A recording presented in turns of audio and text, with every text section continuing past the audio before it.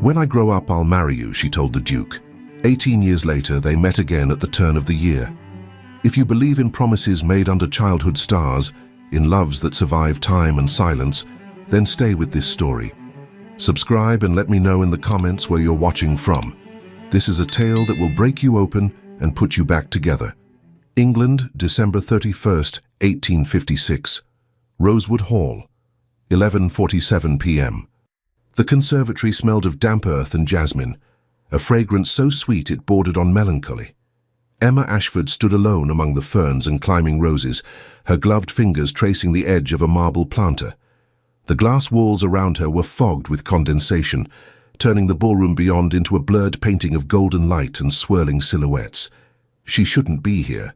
She should be inside, smiling politely at strangers, pretending she belonged. But the weight of too many eyes, curious, judgmental, sharp, had driven her out into the cold green sanctuary of the conservatory. Here at least she could breathe. Her gown was pale blue silk, modest by the standards of the era, with long sleeves and a high neckline trimmed in ivory lace. Her blonde hair was pinned in soft waves at the nape of her neck, a few rebellious curls escaping to frame her face. She looked like a watercolor left out in the rain, beautiful but fading. Emma closed her eyes. The sounds of the ballroom were muffled here. Violins, laughter, the rhythmic shuffle of dancing feet.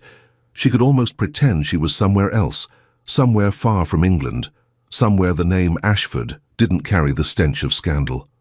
But then the door opened. The creak of hinges cut through the stillness like a blade. Emma's eyes snapped open, her breath catching in her throat. She turned slowly, her heart pounding against the rigid boning of her corset. A man stood in the doorway, tall, broad-shouldered, dressed in a black tailcoat that fit him like a second skin, every line sharp and deliberate. His cravat was perfectly knotted, his gloves charcoal grey, dark hair combed back with precision, a jaw that looked carved from stone, and eyes, God, his eyes, dark as winter nights, unreadable and fixed entirely on her. For a moment, neither of them moved. Emma's pulse roared in her ears. She knew she should speak, should apologize for intruding, should curtsy and excuse herself. But her body refused to obey. Because something in the way he looked at her, something in the stillness of his posture, the slight parting of his lips, felt like recognition. Impossible. She didn't know this man. Did she? He took a step forward. The sound of his polished boots against the stone floor echoed softly. His gaze never left her face, scanning her features with an intensity that made her skin flush hot beneath the layers of silk and linen. "Emma." The word was barely a whisper, rough, broken, as if it had been dragged from somewhere deep inside him. Her breath stopped. No one had called her that in years, not since she'd left England, not since she'd become Miss Ashford, the forgotten daughter, the exile. Her lips parted, but no sound came out. She stared at him, her mind racing, trying to place the face, the voice, the way he said her name like a prayer.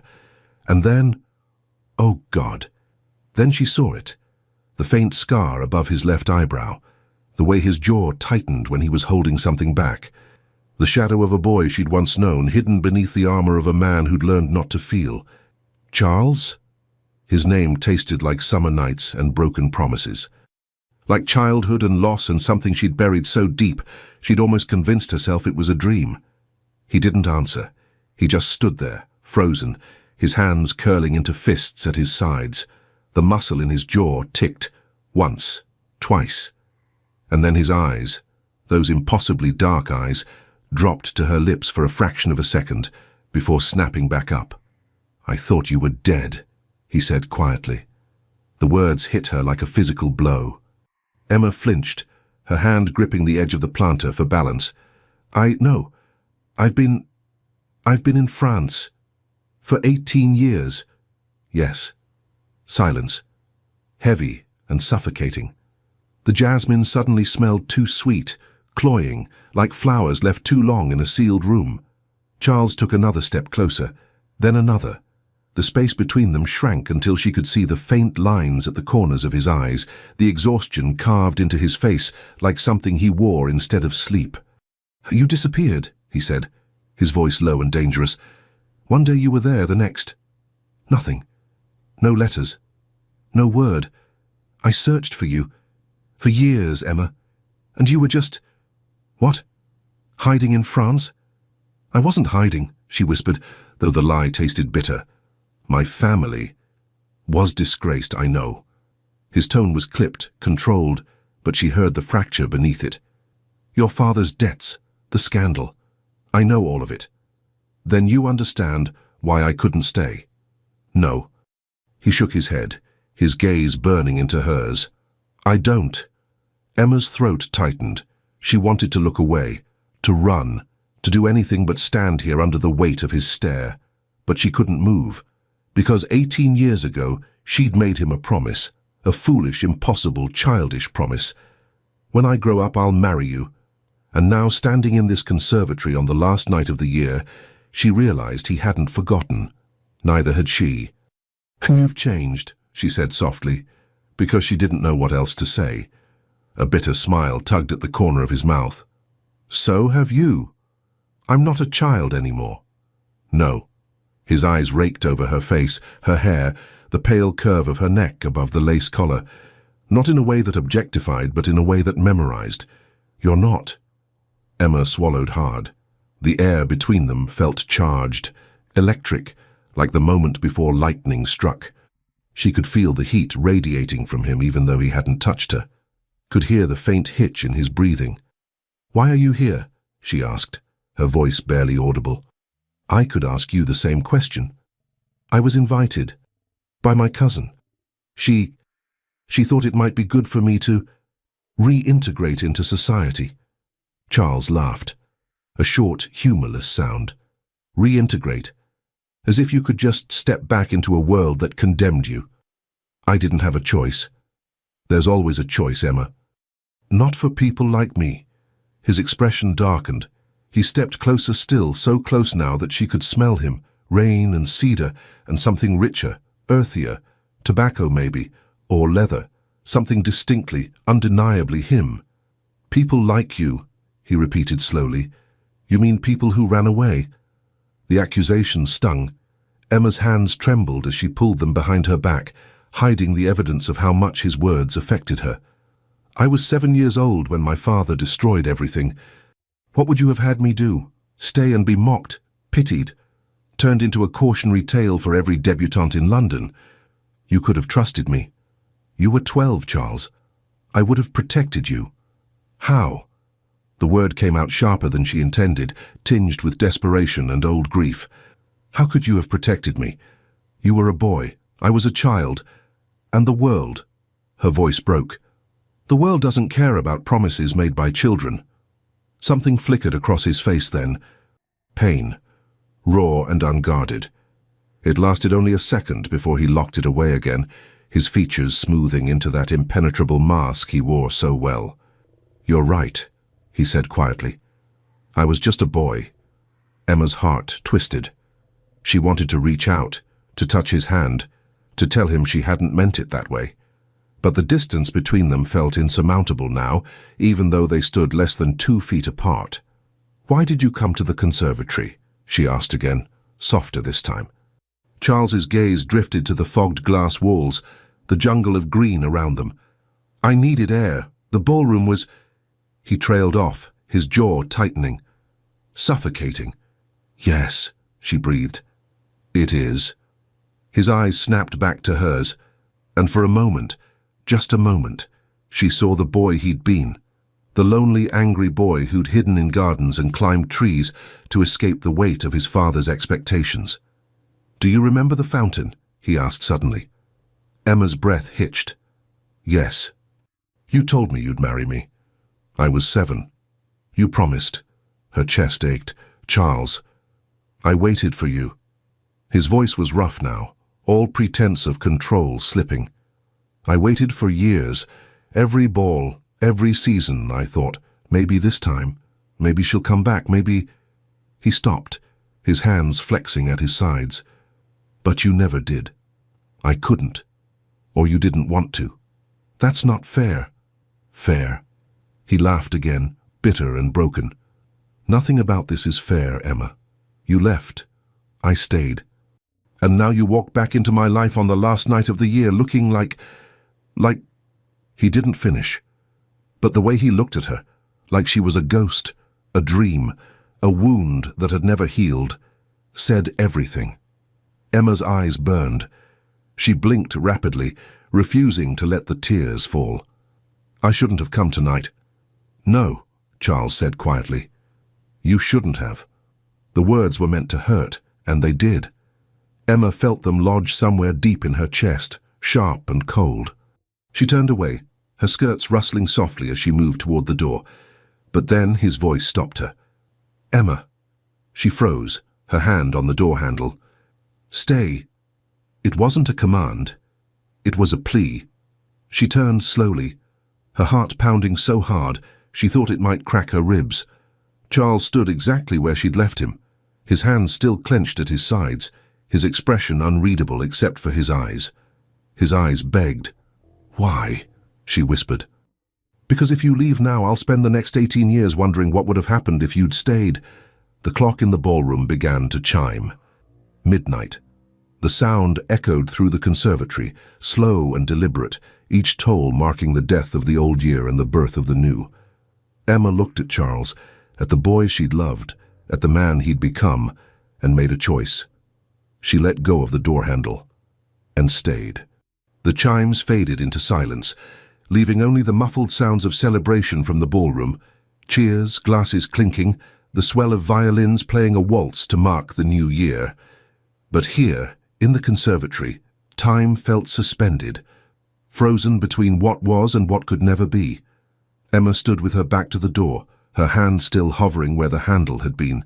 She could feel Charles's gaze on her like a physical touch, heavy and searching. Her pulse hammered in her throat. You stayed, he said quietly. She turned to face him. You asked me to. I didn't think you would. Neither did I. The honesty hung between them, raw and exposed. Emma wrapped her arms around herself, suddenly cold despite the warmth of the conservatory.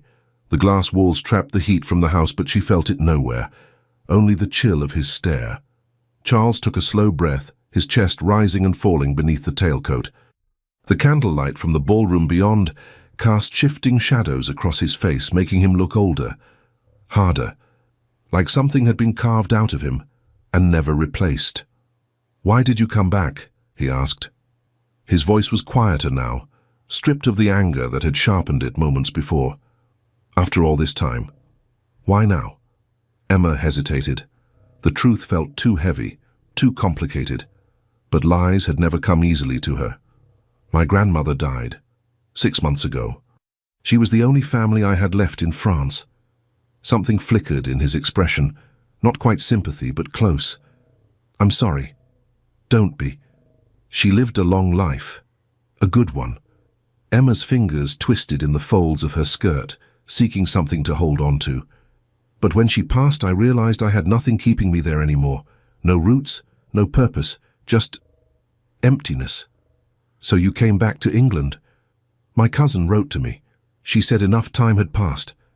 That society might be willing to forget what my father did if I was discreet, if I kept my head down and didn't make trouble. She laughed softly, bitterly. As if I ever made trouble. Charles's jaw tightened. Your father's sins were never yours to carry. Tell that to the women who wouldn't look at me tonight, or the men who whispered behind their gloves when I entered the room. Emma met his gaze steadily, though it cost her. The name Ashford is still poison here, Charles. Some stains don't wash out. He was quiet for a long moment, his eyes searching her face as if looking for the girl he'd known, the one who'd laughed without fear, who'd chased him through gardens and declared impossible things with absolute certainty. You were never poison to me, he said finally. The words landed like stones in still water, sending ripples through her chest. Emma's breath caught. She wanted to believe him, wanted to let herself feel the warmth of that statement. But 18 years of exile had taught her not to trust beautiful words. You say that now, she whispered, but you didn't come looking for me. Charles flinched as if she'd struck him. I told you. I searched for years. And then you stopped, because I thought you were dead. The words tore out of him, rough and desperate. "Your family vanished, Emma. The estate was sold. Your mother remarried some French merchant and disappeared to Lyon." "There were rumors." He stopped, his hands curling into fists again. "There were rumors you died of fever, that you drowned, that your father had taken you somewhere no one would ever find you." Emma's throat constricted. She'd never known, never imagined that her disappearance had left such a wound. "I didn't know anyone was looking." "I was." Charles took a step closer, his voice dropping to something barely above a whisper. "Every ball, every season. I looked for you in every blonde girl I saw, in every laugh that sounded like yours, in every—" He stopped himself, his jaw working as he fought for control. "I looked for you everywhere, Emma, and you were nowhere."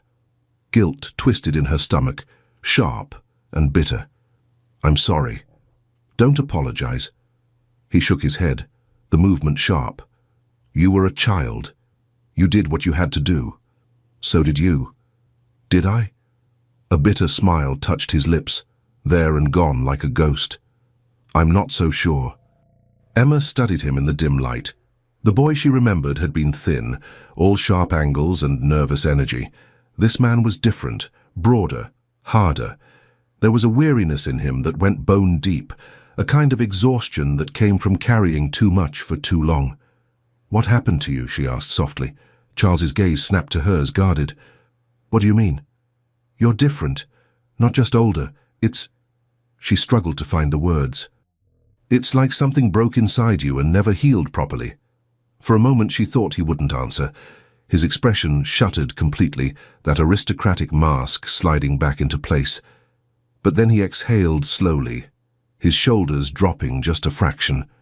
"My father died 3 years ago," he said quietly. "I became the Duke of Winterbourne, and I learned very quickly that the title comes with expectations, responsibilities, debts, not the monetary kind, but the kind you owe to a legacy. To a name." He paused, his gaze distant. "I learned that men like me don't get to choose our own paths. We inherit them."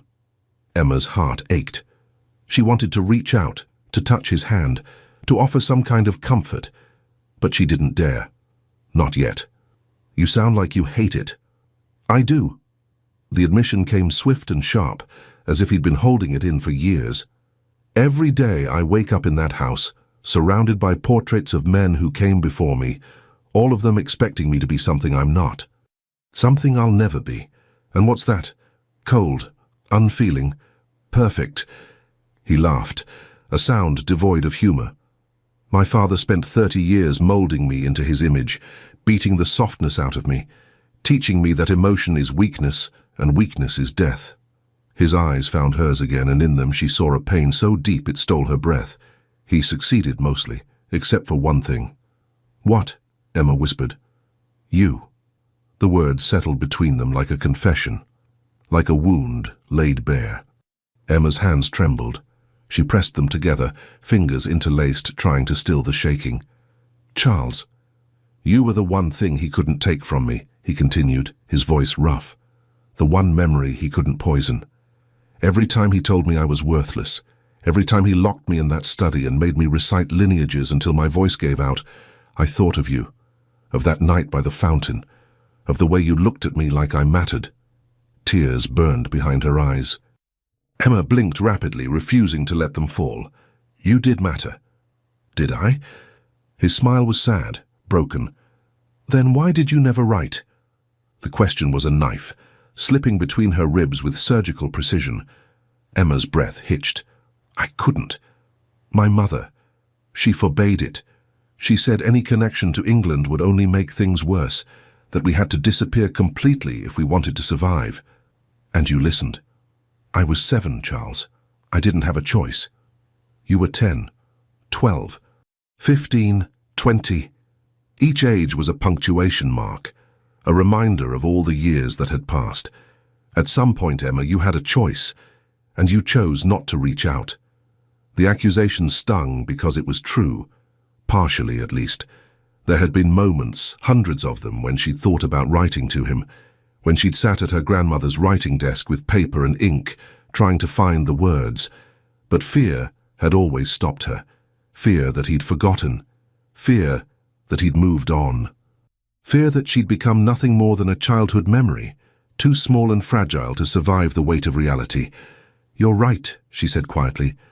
"I was afraid." "Of what?" "That you wouldn't remember me, that you wouldn't care." She forced herself to meet his gaze, even though it hurt. "That I'd write to you and get nothing back, and that silence would break something in me I couldn't afford to lose." Charles stared at her for a long moment. The anger in his eyes softened, replaced by something more complicated, something that looked almost like understanding. "I would have written back," he said finally. "Every time. I would have written back." Emma's chest tightened. "I know that now. Does it change anything?" She wanted to say yes, wanted to believe that knowing could undo 18 years of absence. But the truth was more complicated. They weren't children anymore. They were strangers wearing the faces of people they used to know. "I don't know," she whispered. Charles nodded slowly, as if he'd expected that answer. He turned away from her, his gaze drifting to the fogged glass walls. Beyond them, the ballroom blazed with light and laughter, a world neither of them belonged to anymore. "My father arranged a marriage for me," he said suddenly, his voice flat. "Before he died, a contract with the Harrington family, Lady Beatrice Harrington." Emma's stomach dropped. Of course there was someone else. He was a duke, 30 years old, handsome, wealthy, titled. It would be stranger if there wasn't a woman waiting in the wings. "When?" she asked, surprised by how steady her voice sounded. "The engagement will be announced in 6 weeks, the wedding 3 months after that." 6 weeks. Such a short time. Such an impossible stretch of days. "Do you love her?" Emma didn't know why she asked, didn't know if she wanted the answer. Charles turned back to her, his expression unreadable. No. Relief flooded through her, swift and irrational. She had no right to feel it, no claim on him. But her heart didn't care about logic. Then why? "Because it's what's expected. Because the Harrington dowry will save the estate. Because—" He stopped, his jaw working. "Because I'm tired of fighting, Emma. I'm tired of pretending there's any other path for me." "So you'll just marry her? Spend the rest of your life with someone you don't love?" "Yes." The word was final. Absolute. Emma shook her head, disbelief and anger warring inside her. "That's not living, Charles. That's surrender." "Maybe." He stepped closer, close enough now that she could see the exhaustion etched into every line of his face. "But at least it's a life I understand. A life with rules and expectations and no surprises." His eyes locked onto hers, dark and intense. "No ghosts walking back into conservatories and reminding me of everything I've lost." The words were meant to wound, and they did. Emma straightened her spine, lifting her chin. "Then I'll leave. I'll go back to the ballroom, make my excuses, and you'll never have to see me again." She turned toward the door. "Don't." His voice stopped her. Again. Emma closed her eyes, her hand on the door handle. "You can't keep doing this, Charles, pushing me away and pulling me back. It's cruel." "I know." She heard him move closer, felt the heat of him at her back. "But I can't let you walk away again, not yet, not when I just found you." Slowly, Emma turned. Charles stood inches away now, so close she could count the flecks of amber in his dark eyes, could see the faint shadow of stubble along his jaw, could smell cedar and rain and something deeper, something that made her knees weak. "What do you want from me?" she whispered. His gaze dropped to her lips, lingered. His breathing grew uneven, his chest rising and falling with barely controlled restraint. "I don't know," he said hoarsely, "but I have 6 weeks to figure it out." The clock chimed once, marking the quarter hour. 1857 had arrived, and with it, a countdown neither of them could stop. Emma couldn't move, couldn't breathe, couldn't do anything but stand there, trapped between the door and the man who'd just upended every carefully constructed wall she'd built over 18 years. 6 weeks. The words echoed in her mind like a death sentence, or a promise. She wasn't sure which. Charles hadn't stepped back, hadn't moved at all, actually. He remained close, too close by the standards of propriety, his eyes still fixed on her face with an intensity that made her skin flush hot beneath her gown. 6 weeks, she repeated softly, testing the weight of it. And then what? His jaw tightened. Then I marry Lady Beatrice. I fulfill my duty, and life continues as it was always meant to. Without me? Yes. The finality in that single word should have hurt more than it did, should have felt like rejection. But instead, Emma heard something else beneath it, something desperate and broken. He didn't want this life, but he'd resigned himself to it. Then why tell me at all, she asked, her voice barely audible over the distant strains of music. Why not just let me leave? Let me disappear back to France, or wherever else the wind takes me. Charles's eyes darkened. His hand lifted, slowly, hesitantly, and for one breathless moment Emma thought he might touch her face, but he stopped himself, his fingers curling into a fist inches from her cheek. The restraint in that aborted gesture spoke louder than words. Because, he said roughly, I've spent 18 years haunted by what I didn't say, what I didn't do, and I won't make that mistake again. What does that mean? It means... He stopped, his throat working as he swallowed hard. It means I need to know. Before I chain myself to a life I don't want, I need to know if you feel anything at all, or if that little girl who promised to marry me died somewhere along the way. Emma's heart stuttered. The question hung between them, sharp and unavoidable. She could lie, could tell him that childhood promises meant nothing, that she'd moved on, forgotten, become someone else entirely.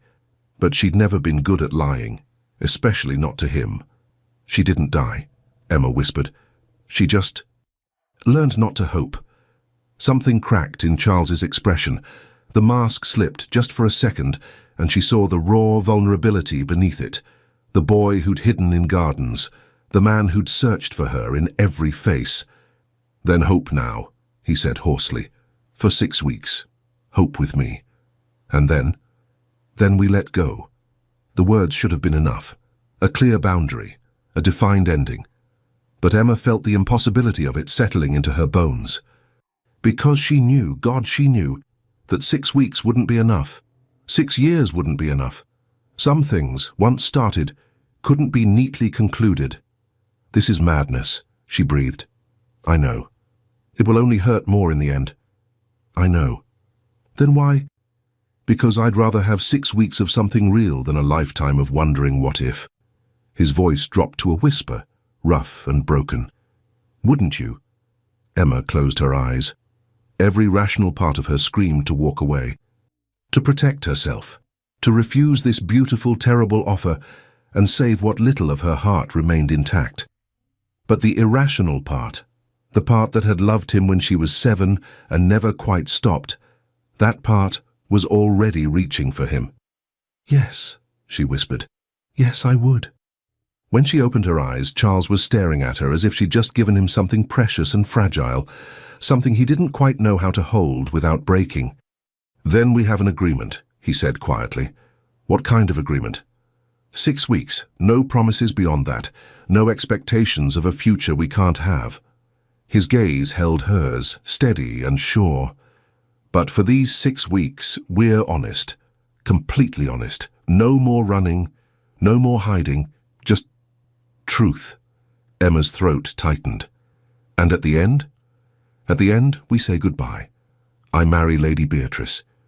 You return to your life. And we don't look back. It was the most logical plan she'd ever heard. And the most heartbreaking. All right, she said softly. 6 weeks of truth. Charles exhaled slowly, as if he'd been holding his breath. His shoulders dropped a fraction, some of the tension bleeding out of him. But his eyes still burned with something dangerous and unspoken. I should take you back to the ballroom, he said. People will notice we're both missing. Let them notice. A ghost of a smile touched his lips. Spoken like someone who's forgotten how vicious London society can be. I haven't forgotten. Emma straightened her spine, lifting her chin in defiance of the judgment she knew awaited her.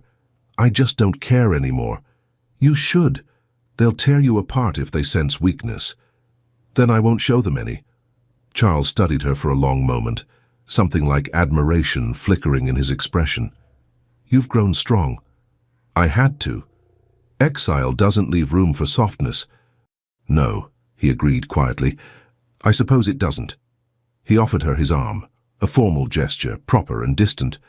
But when Emma slipped her gloved hand into the crook of his elbow, she felt the tension in his muscles, felt the way he stiffened at her touch, as if even that small contact was almost too much to bear. They walked toward the door together, their footsteps muffled by the damp stone floor. The conservatory felt different now, less like a sanctuary and more like a threshold. A place where endings became beginnings. Charles paused at the door, his hand on the brass handle. "Emma," she looked up at him. "Yes?" "Whatever happens in these 6 weeks, whatever we say or do," he hesitated, his jaw working, "I need you to know that none of it changes what must happen at the end." "I know. I mean it. I won't break the engagement. Too many people depend on that alliance. The estate, the tenants, the legacy." "Charles." Emma placed her free hand over his, silencing him. "I understand. I'm not asking you to save me. I'm not asking for a fairy tale. I'm just asking for 6 weeks of honesty. That's all." He stared at her hand on his breathing shallow. "You deserve more than that." "Perhaps, but I'll take what I can get." Something painful flickered across his face, but he nodded, accepting her words even as they clearly wounded him. He opened the door. The ballroom hit them like a wave. Heat, light, noise, the overwhelming press of bodies and perfume and expectation. Emma blinked against the sudden brightness, her eyes adjusting slowly. The waltz had ended. Couples were dispersing, laughing, fanning themselves in the oppressive warmth. And then she felt it. The stairs. Dozens of them. Hundreds, maybe. Eyes turning in their direction, curiosity sharpening into speculation, whispers spreading like wildfire through the crowd. The Duke of Winterbourne, with a woman, alone. Who is she? Did you see where they came from? The conservatory, together, scandalous. Emma's hand tightened on Charles's arm, her spine stiffening. She felt the weight of judgment settling over her like a suffocating blanket. Felt the names forming on lips she couldn't see. Ashford, the traitor's daughter, the exile. But Charles didn't flinch, didn't release her or step away or offer any explanation. He simply walked forward, his posture rigid with aristocratic authority, guiding her through the crowd as if daring anyone to question him.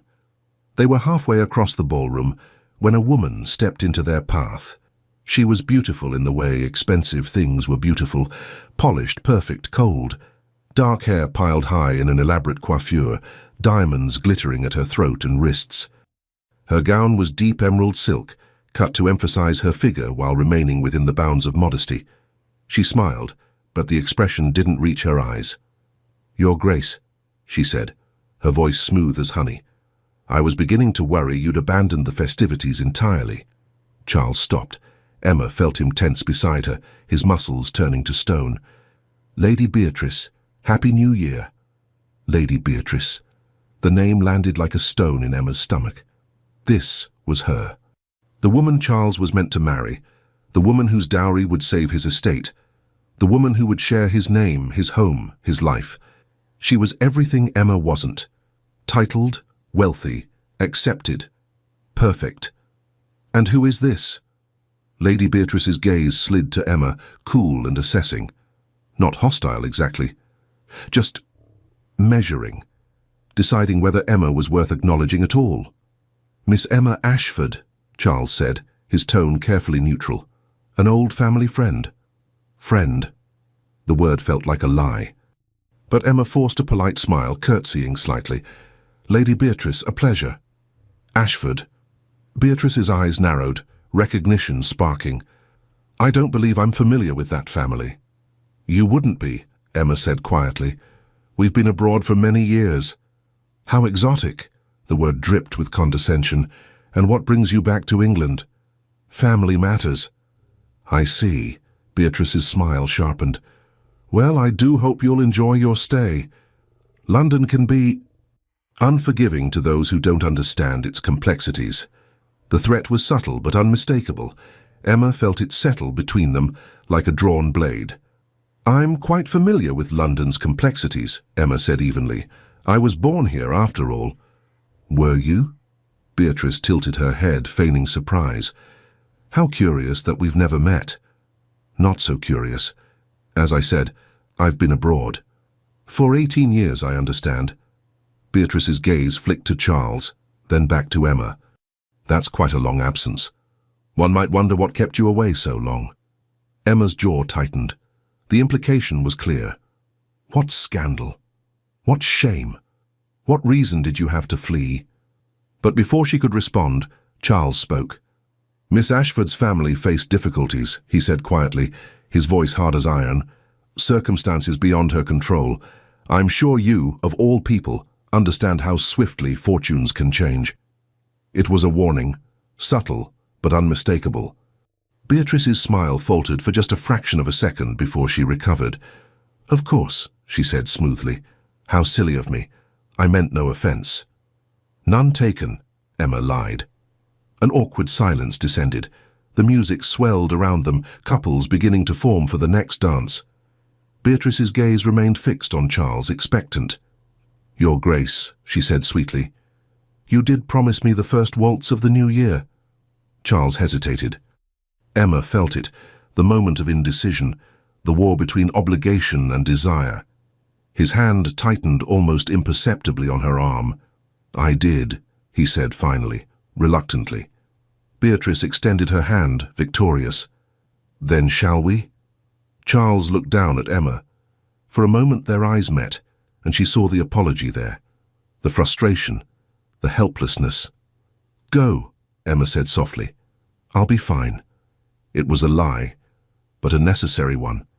Charles released her arm slowly, as if severing something vital. He took Beatrice's hand, allowing her to lead him onto the dance floor. Emma watched them go, her chest tight. They made a striking couple, the dark-haired beauty and the brooding duke. They moved together with practiced ease, their steps perfectly synchronized. Beatrice's hand rested on his shoulder, her smile brilliant and possessive. Emma turned away before she could see more, before the image could burn itself into her memory and haunt her later. She found a quiet corner near the terrace doors, half hidden behind a marble column. From there she could observe without being observed, could watch the glittering crowd without having to navigate it. Quite a spectacle, isn't it? Emma startled, turning to find a man standing beside her. He was older, perhaps 40, with greying hair and kind eyes. His evening clothes were well made but understated, suggesting wealth without ostentation. I'm sorry, Emma said. The dance, the politics, the endless performance. He gestured vaguely at the ballroom. Sometimes I think we're all just actors in a play we didn't audition for. Despite herself, Emma smiled. That's remarkably astute. I have my moments. He extended his hand.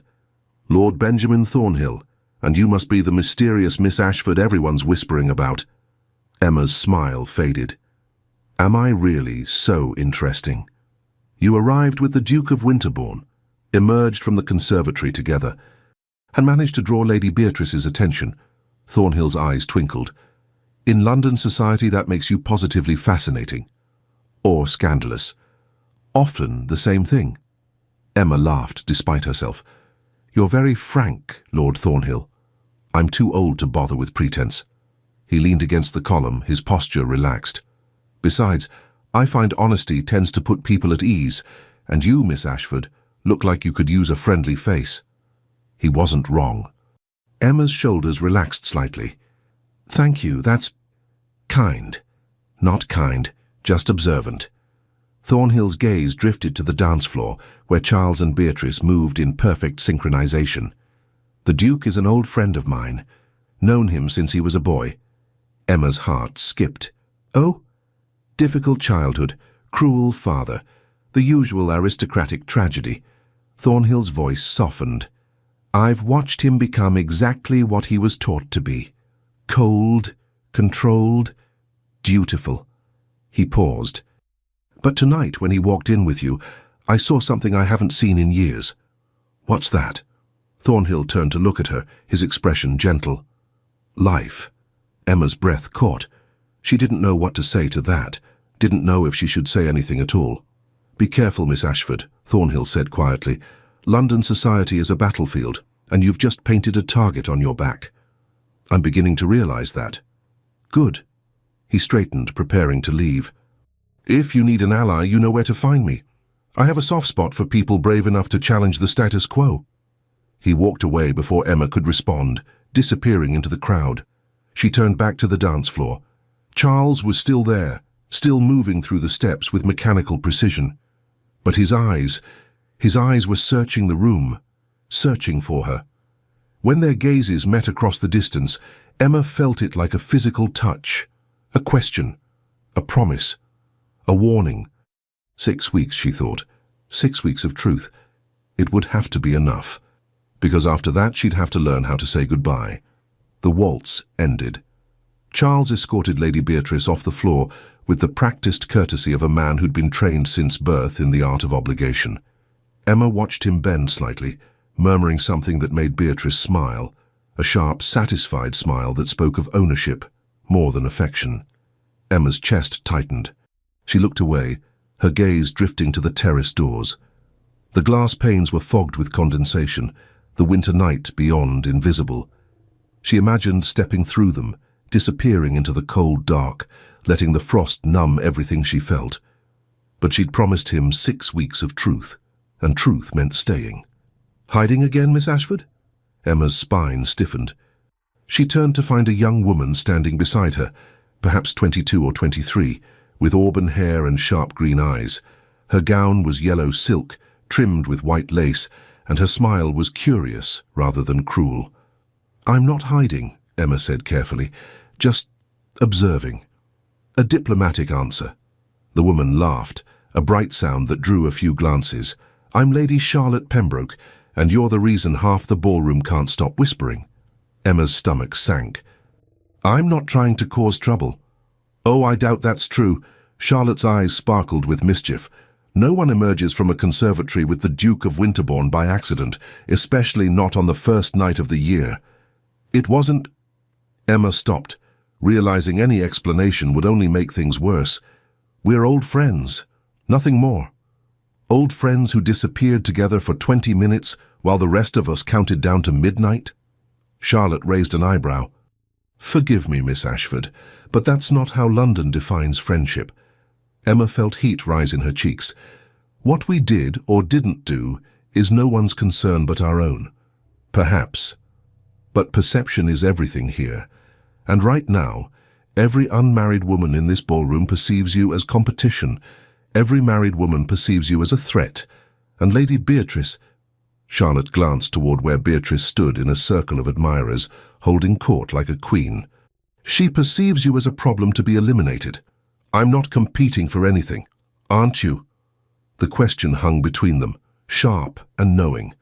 Emma wanted to deny it, wanted to insist that she had no claim on Charles, no intention of disrupting his life.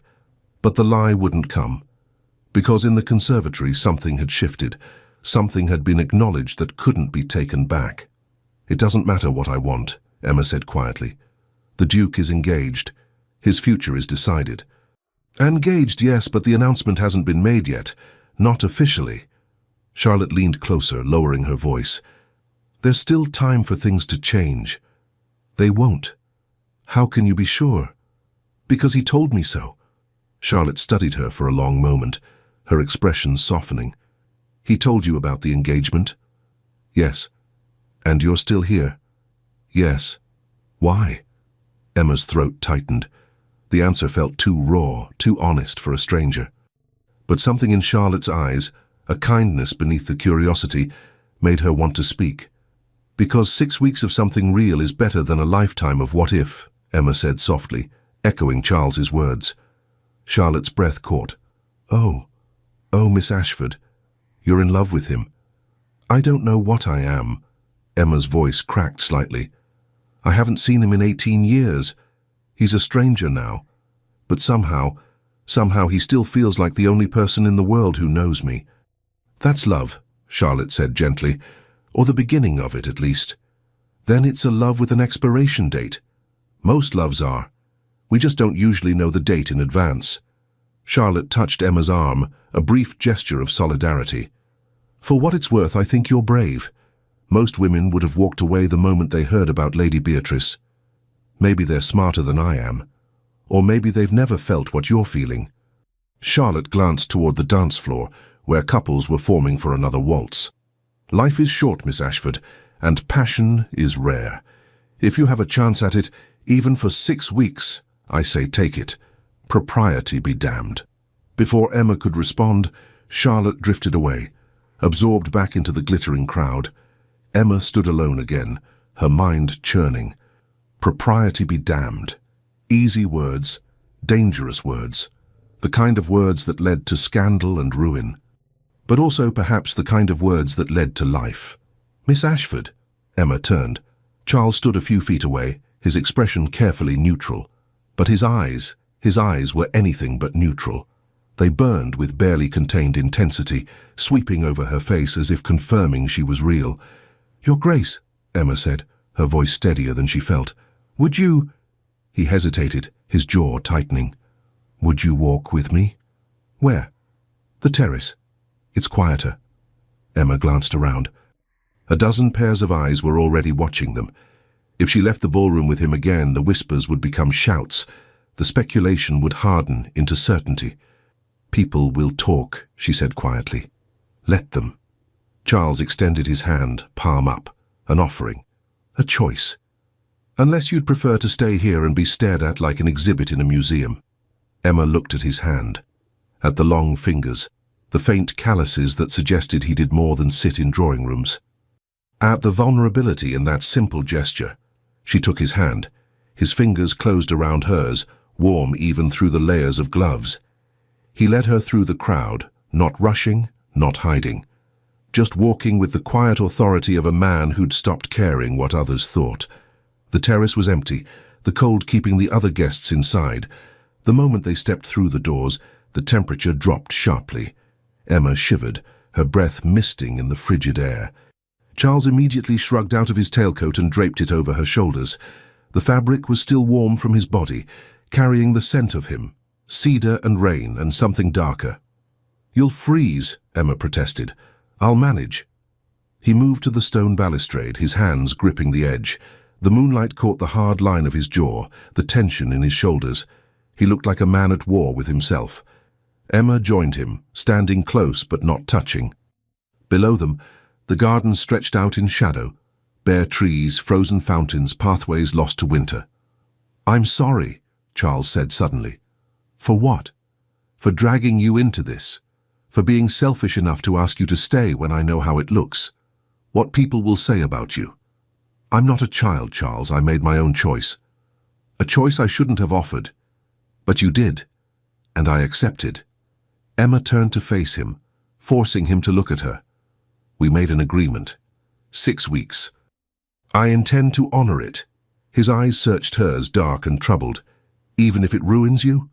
I was already ruined the day my father destroyed our name. What more can they take from me? Your chance at a future, a respectable marriage, a place in society." Emma laughed, the sound bitter. "You think I ever had those things? Charles, I'm the daughter of a traitor and a cheat. No respectable man would have me even if I begged. My future was decided 18 years ago." "That's not true." "Isn't it? Look at how they stared at me tonight. Look at how Lady Beatrice spoke to me. I'm a curiosity at best, a scandal at worst. There's no redemption for people like me." Charles's hands curled into fists on the balustrade. "You deserve better than that. Perhaps. But deserving and receiving are rarely the same thing." Emma pulled his coat tighter around her shoulders, drawing strength from its warmth. "I've made my peace with it. You should too." "I can't." "Why not?" "Because—" He turned to face her fully, his expression raw. "Because seeing you dismissed and judged and treated like you're less than them makes me want to burn this entire society to the ground." The violence in his voice startled her.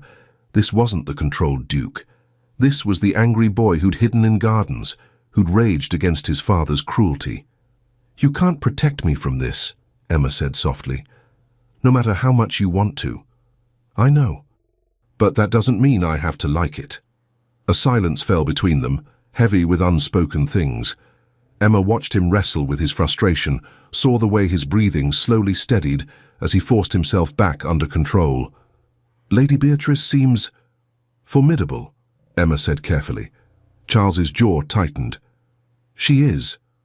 Do you—" Emma hesitated, not sure she wanted the answer. "Do you spend much time with her?" "As little as possible." "But you're engaged." "In name only." "The contract was signed, the terms agreed upon, but we've barely spoken beyond pleasantries." He turned back to the gardens, his profile sharp in the moonlight. "She doesn't want a husband. She wants a title and a fortune. I'm simply the most convenient means to both." "And what do you want?" The question seemed to catch him off guard. He was quiet for a long moment, his gaze distant. "I want—" He trailed off, shaking his head. "It doesn't matter what I want. It matters to me." Charles looked at her then, really looked, and Emma saw something crack in his expression, something desperate and longing and utterly lost. "I want to be free," he whispered. "Free of the title, the expectations, the endless weight of a legacy I never asked for. I want to wake up in the morning and choose my own path, make my own decisions, live for myself instead of for dead men's dreams." "Then do it." "I can't." "Why not?"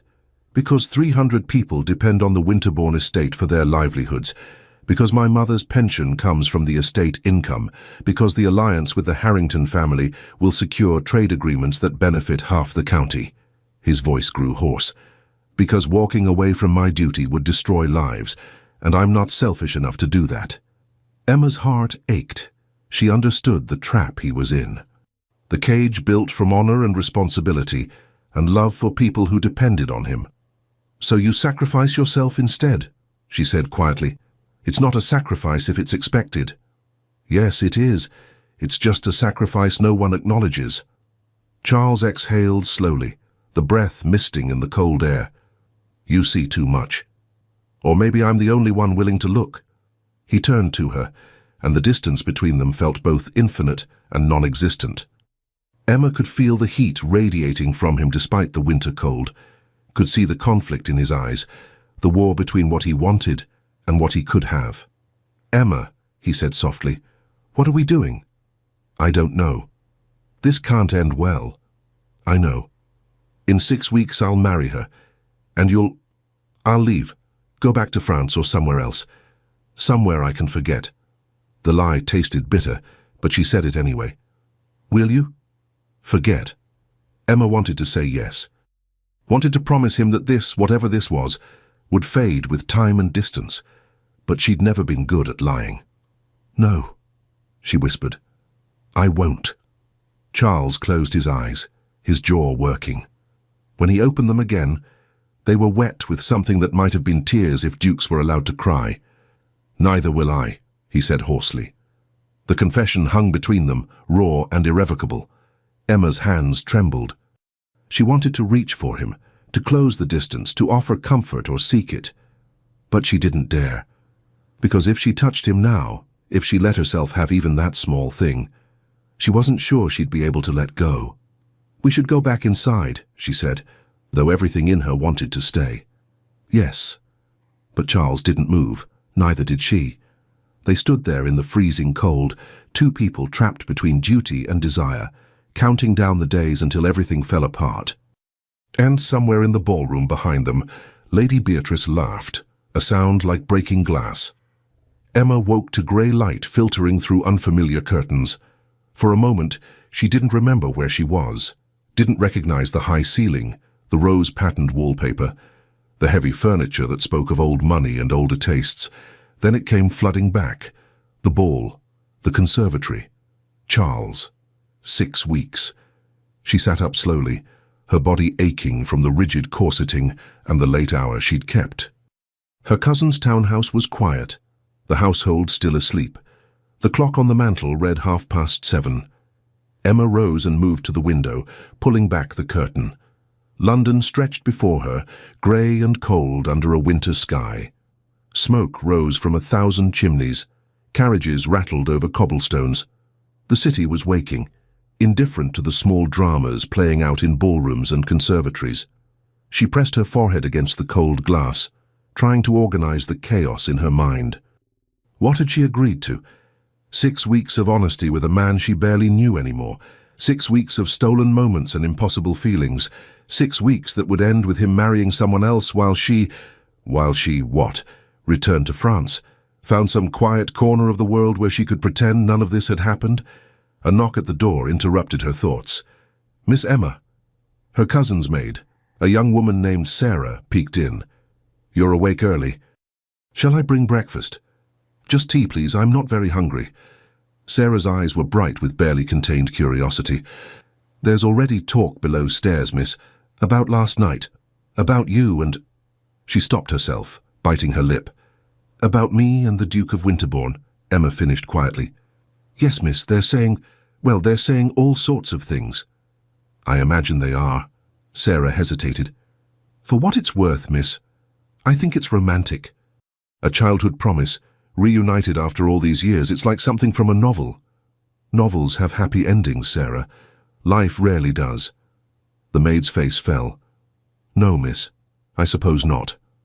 After Sarah left, Emma dressed herself.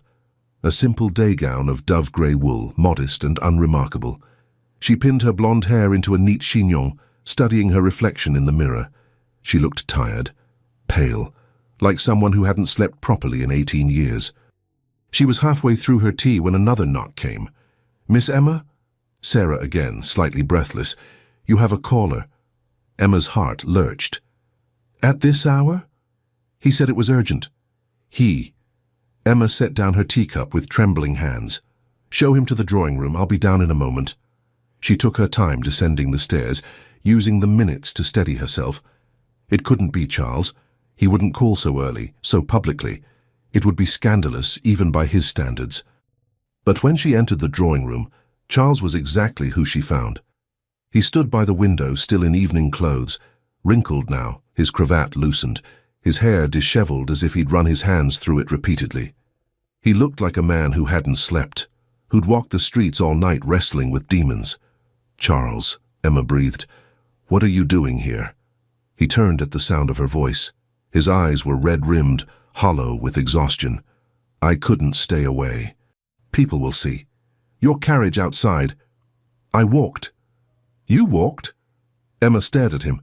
From Mayfair to Bloomsbury, in evening dress at dawn? I needed to clear my head. He moved toward her, his steps unsteady.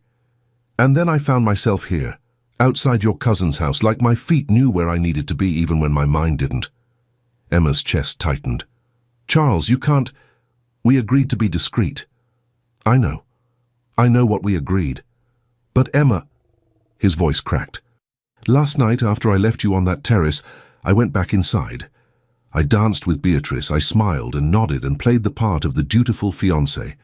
And the entire time, all I could think about was you, standing in the cold, wearing my coat, looking at me like I was the only thing in the world that mattered. Emma's hands twisted in her skirt. Charles, let me finish, please. He ran a hand through his hair, destroying what remained of its order. I went home, tried to sleep. Couldn't. All I saw when I closed my eyes was your face. All I heard was your voice saying you wouldn't forget, and I realized... He stopped, his throat working. I realized that 6 weeks isn't enough. It will never be enough. Because how do you say goodbye to someone who feels like coming home? Tears burned behind Emma's eyes. You're tired. You're not thinking clearly. I'm thinking clearly for the first time in years. He stepped closer, close enough that she could smell the night on him, cold air and exhaustion and something desperate. Tell me you don't feel it. Tell me I'm alone in this, and I'll walk away. I'll honor the agreement. I'll marry Beatrice and never bother you again. Charles, please. Tell me, Emma. She wanted to lie, wanted to protect him, protect them both from the inevitable pain, but they'd promised each other truth. I can't, she whispered. I can't tell you that. Something broke in his expression, relief and agony mixed together. Then what do? We stick to the plan, 6 weeks, no more, no less. We take what we can have and we don't ask for more. And if 6 weeks destroys us, then we find a way to survive it. Charles laughed, a broken sound. You make it sound so simple. It's not simple. It's impossible. But it's all we have. He was close enough now that Emma could see the fine lines around his eyes, the shadow of stubble along his jaw, could feel the heat of him, the exhaustion rolling off in waves. "You should go home," she said gently. "Get some rest. We can meet later. Somewhere public. Somewhere respectable." "I don't want respectable," Charles said hoarsely. "I want you." The words landed like stones in still water. Emma's breath caught, her heart hammering against her ribs. "You can't have me. Not the way you mean." "I know." His hand lifted, hovering near her cheek. "But can I have this? Just for a moment?" Emma knew she should refuse, knew that allowing even this small intimacy would make everything harder, but she'd spent 18 years denying herself, 18 years saying no. She nodded. Charles's hand cupped her face, his palm warm against her skin. His thumb traced the line of her cheekbone with devastating gentleness. Emma's eyes fluttered closed, every nerve in her body focused on that single point of contact. "You're so beautiful," he whispered. "You were beautiful at 7, but now you're breathtaking. Charles, I know I shouldn't say these things, but you asked for truth, and the truth is that looking at you hurts, like staring at the sun, like wanting something so badly it burns." Emma opened her eyes, found him staring at her with such raw longing it stole her breath. "We can't do this," she whispered. "Not here, not now. Anyone could walk in. I don't care. You will. When the scandal breaks. When Lady Beatrice hears about it. When your mother—" At the mention of his mother, Charles flinched. His hand dropped from her face, the loss of contact almost painful.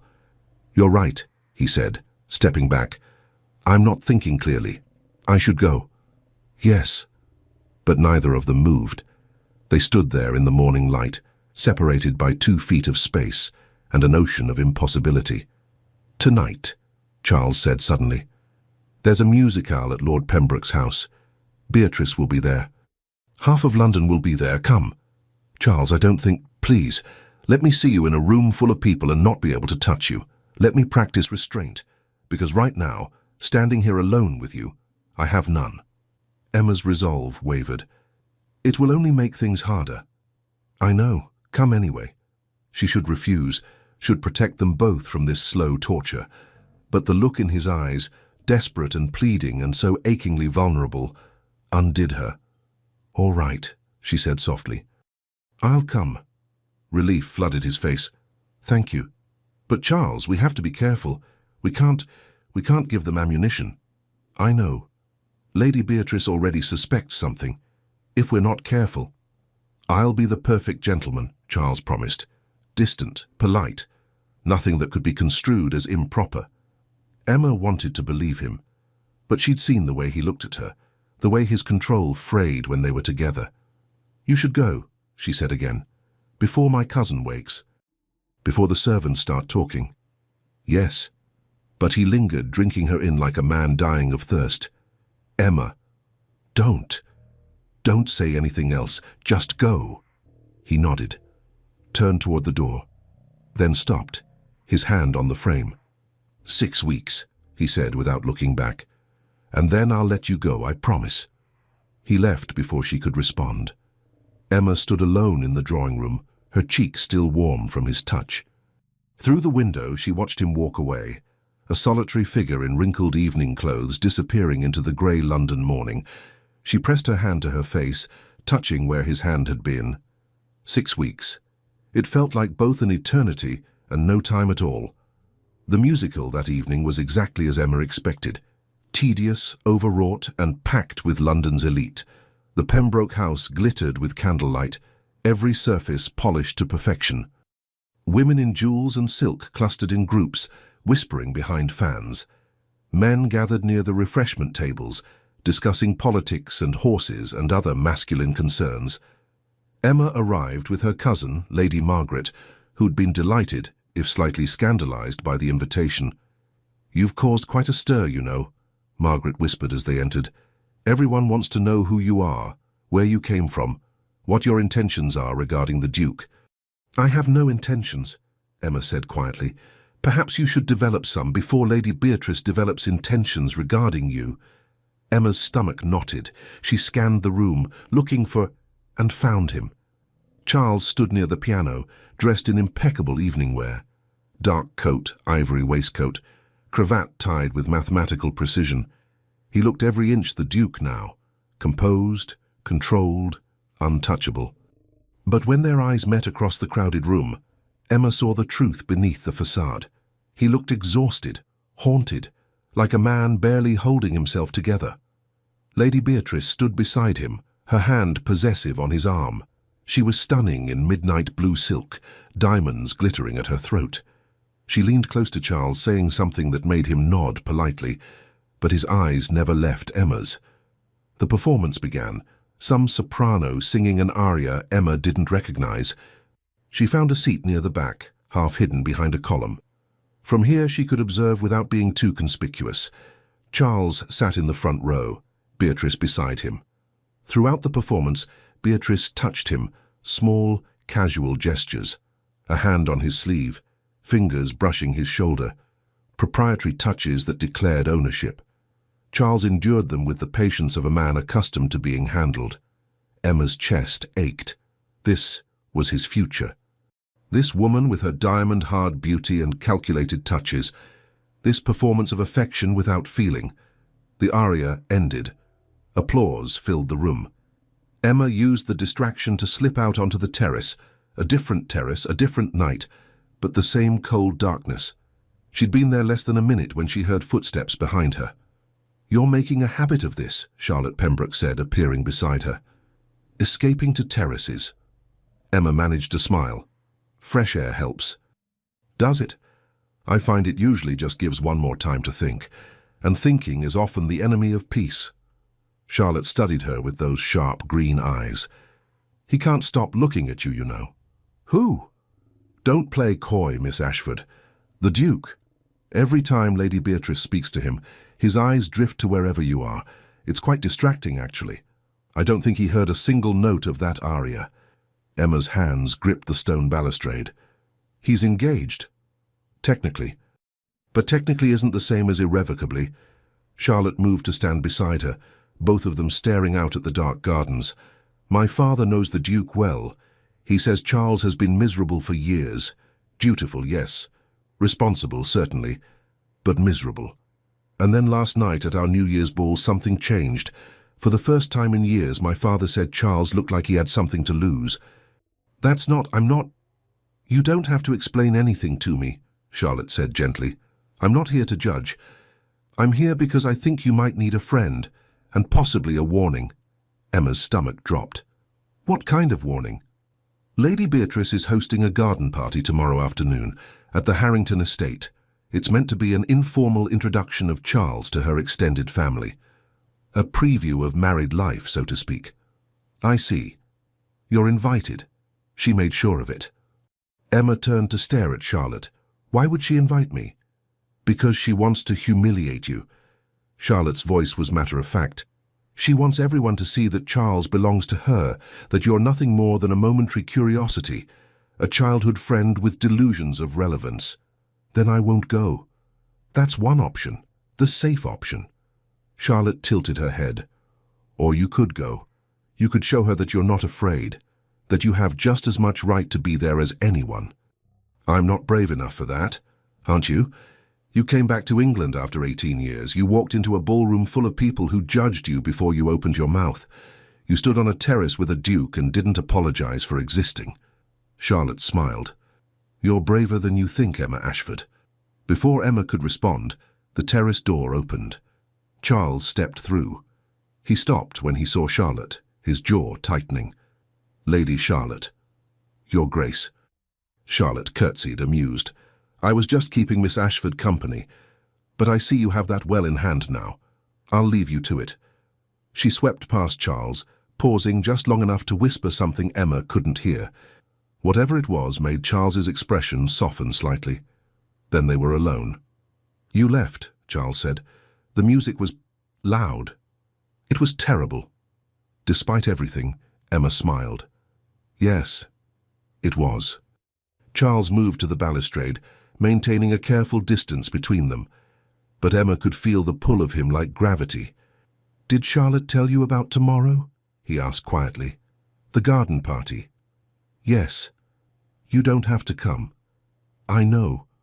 Beatrice invited you to make a point, to establish dominance. It's a power play, nothing more." "I understand that." Charles finally looked at her, his eyes shadowed. "Then why do I sense you're going to attend anyway?" Emma met his gaze steadily. "Because running away is what I've done for 18 years, and I'm tired of running." Something like pride flickered across his face. "It will be unpleasant." "I expect so. Beatrice will use every opportunity to remind everyone that I'm hers." "I know. And I'll have to play along, smile, touch her hand, pretend—" His voice roughened. "Pretend she's the one I want to be standing next to." Emma's heart cracked a little more. "I know." "Then why put yourself through it?" "Because you'll be there." The admission came quietly, honestly. "And 6 weeks isn't very long. I won't waste a day hiding when I could be in the same room as you." Charles closed his eyes, his hands white-knuckled on the stone. "You're going to destroy me, Emma Ashford." "No," she said softly. "We're going to destroy each other, but at least we'll do it honestly." He laughed, a broken, painful sound. "There's a certain beauty in that, I suppose. Or a certain tragedy. Perhaps they're the same thing." The terrace door opened again. Lady Beatrice's voice drifted out, sharp and searching. "Charles? Are you out here?" Charles straightened immediately, his expression smoothing into that careful mask. "I am. Just getting air." Beatrice appeared in the doorway. Her eyes found Emma immediately, narrowing with something cold and calculating. "Miss Ashford," she said pleasantly. "How fortunate. I was hoping to speak with you." Emma's spine stiffened. "Lady Beatrice, I trust you received the invitation to tomorrow's gathering?" "I did. Thank you." "Wonderful. It will be quite intimate. Just family and close friends." Beatrice's smile sharpened. "I do hope you won't feel out of place." The message was clear. You don't belong. But Emma had survived 18 years of not belonging. She could survive one more afternoon. "I'm sure I'll manage," Emma said evenly. Beatrice's eyes flickered with something, surprise perhaps or annoyance, before her smile returned. "Splendid. Charles, darling, they're serving champagne. Shall we?" She extended her hand. Charles took it, because he had to, because duty demanded it. But as he passed Emma, his fingers brushed hers, so briefly it might have been an accident.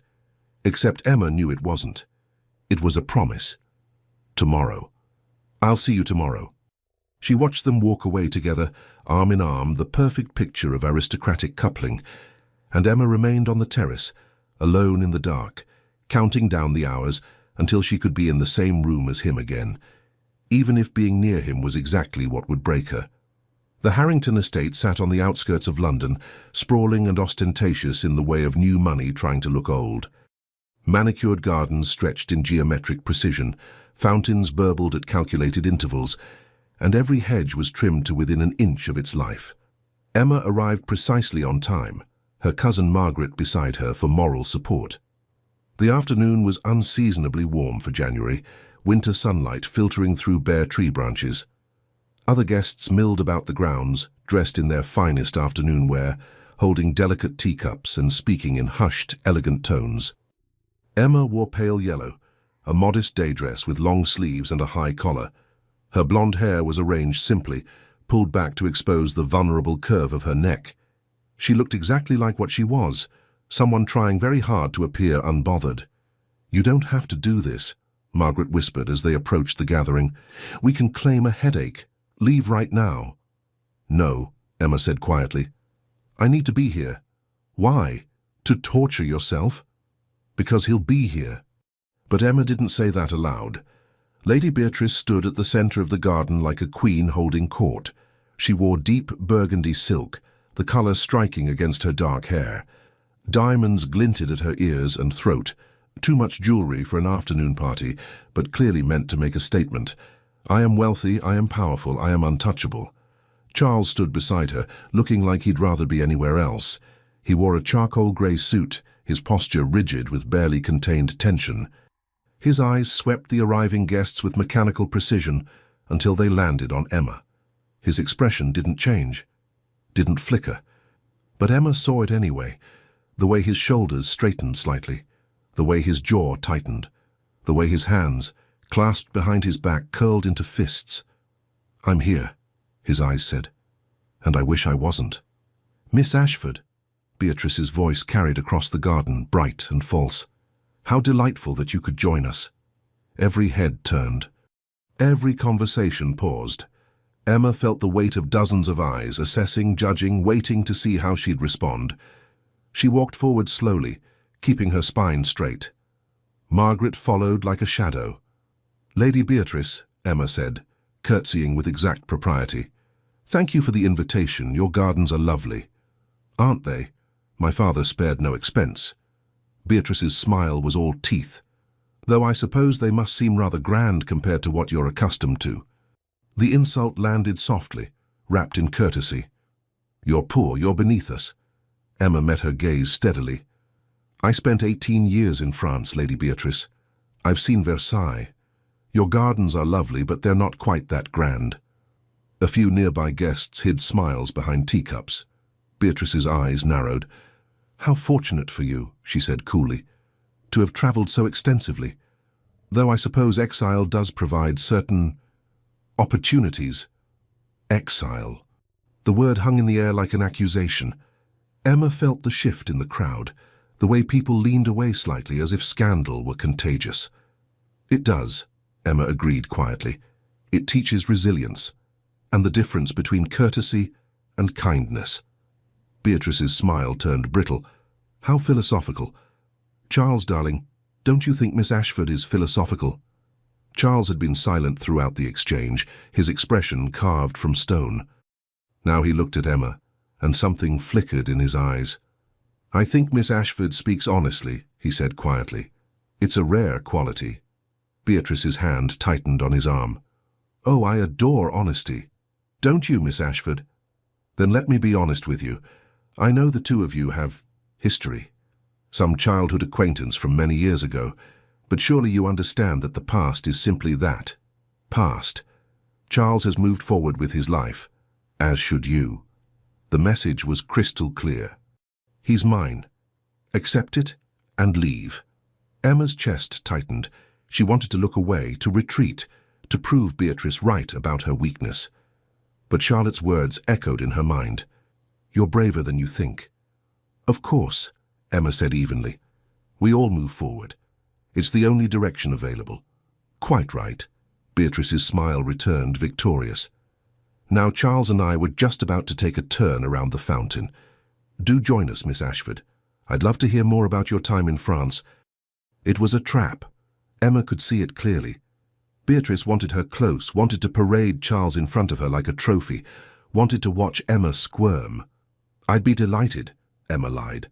They walked together, Beatrice on Charles's arm, Emma trailing slightly behind with Margaret. Other guests followed at a discreet distance, their curiosity barely concealed. "So tell me, Miss Ashford," Beatrice said brightly, "what did you do in France all those years? I imagine life in exile was quite rustic." "I lived with my grandmother. She taught me languages, illustration, music." "How quaint. Did you work?" The question was designed to humiliate. Ladies didn't work. Only those with no other options worked. "I translated manuscripts," Emma said quietly. "Academic texts mostly, ancient languages." "Oh, so you worked." Beatrice's tone made it sound like a disease. How very industrious. "It was necessary." "I suppose it was, when one doesn't have the benefit of family support." Beatrice glanced at Charles, her smile sharp. Fortunately, Charles would never allow his wife to work. He believes women should be protected, cherished, decorative really. Don't you, darling? Charles's jaw worked. "I believe women should do whatever fulfills them." "How progressive." Beatrice laughed, the sound like breaking glass. "Though, of course, once we're married, I'll be far too busy running the household to consider anything so tedious as employment. The Winterbourne estate is quite vast. It requires a woman of breeding and education to manage properly." Unlike you, the unspoken words hung in the air. Emma's hands clenched in her skirt. She wanted to respond, to defend herself. But what could she say? Beatrice was right. Emma had no breeding by society's standards, no fortune, no claim to anything except survival. They reached the fountain, a massive marble affair with cherubs and cascading water. The afternoon sun caught the spray, creating tiny rainbows in the mist. "Beautiful, isn't it?" Beatrice sighed, leaning into Charles. "I've always loved fountains. So romantic. Charles proposed to me beside a fountain, you know." Emma's breath caught. She hadn't known. Hadn't wanted to know. "Did he?" she managed. "Well, proposed is perhaps too strong a word. The arrangement was made by our fathers, but Charles did ask formally, beside the fountain at Winterbourne Hall. It was terribly proper." Beatrice looked up at Charles, her expression fond. "He's always terribly proper, aren't you, darling?" Charles said nothing. His eyes were fixed on the fountain, his expression unreadable. "I think propriety is overrated," Charlotte's voice cut in. Emma turned to find her joining the group, her green eyes bright with mischief. "All the best love stories involve at least a little scandal." Beatrice's smile tightened. "Lady Charlotte, I didn't realize you'd arrived." "Just now, and already bored by all the polite conversation." Charlotte winked at Emma. "Miss Ashford, would you walk with me? I want to show you the rose garden. It's supposedly quite spectacular, even in winter." "I was just—" Emma began. "Nonsense. Lady Beatrice has monopolized you quite enough." Charlotte linked arms with Emma, already pulling her away. "We'll return her shortly, I promise, mostly intact." Before Beatrice could protest, Charlotte had whisked Emma away, weaving through the other guests toward a more secluded part of the garden. "Thank you," Emma breathed once they were out of earshot. "Don't thank me yet. I just gave Beatrice even more ammunition by making it obvious you needed rescuing." Charlotte's expression turned serious. "She's worse than I expected. That woman is going to make your life miserable if you're not careful." "I know." "Do you? Because from where I was standing, you looked about 2 seconds from either crying or punching her. Neither would have ended well." Emma laughed, despite herself, a shaky, desperate sound. "Is it that obvious?" "To me, yes. To everyone else, you're doing admirably." Charlotte stopped walking, turning to face Emma. "But I have to ask, is this really worth it? Subjecting yourself to her cruelty? Watching him with her? All for 6 weeks? You don't understand. Then help me understand." Emma looked back toward the fountain, where Charles still stood with Beatrice. Even from here she could see the tension in his shoulders, the way he held himself like a man enduring torture. "When I was 7, Emma said quietly, "my world fell apart. Everything I knew, my home, my name, my future, it all disappeared overnight. And in the middle of that chaos, there was a boy. A sad, angry boy who made me laugh, who listened to me, who made me feel like I mattered." "Charles," Charlotte said softly. "Charles. And I loved him the way children love, completely innocently, without reservation. I told him I'd marry him someday, and he said he'd remember." Emma's voice cracked slightly. "Then I left, and for 18 years, I convinced myself it was just a childhood memory, that whatever we'd had was too small and fragile to survive reality. But it wasn't. No, it wasn't." Emma turned back to Charlotte, tears burning behind her eyes. "The moment I saw him again, it was like coming home after being lost for 18 years, like finding a piece of myself I didn't know was missing. And I know it's foolish. I know it can't last. I know he'll marry her, and I'll leave, and we'll both have to learn to live with that. But for 6 weeks," her voice broke, "for 6 weeks, I get to feel like I belong somewhere, like someone sees me, really sees me, and that's worth whatever pain comes after." Charlotte's eyes were suspiciously bright. "Oh, Emma, you're in love with him." "I know. And he's in love with you." "I know that too."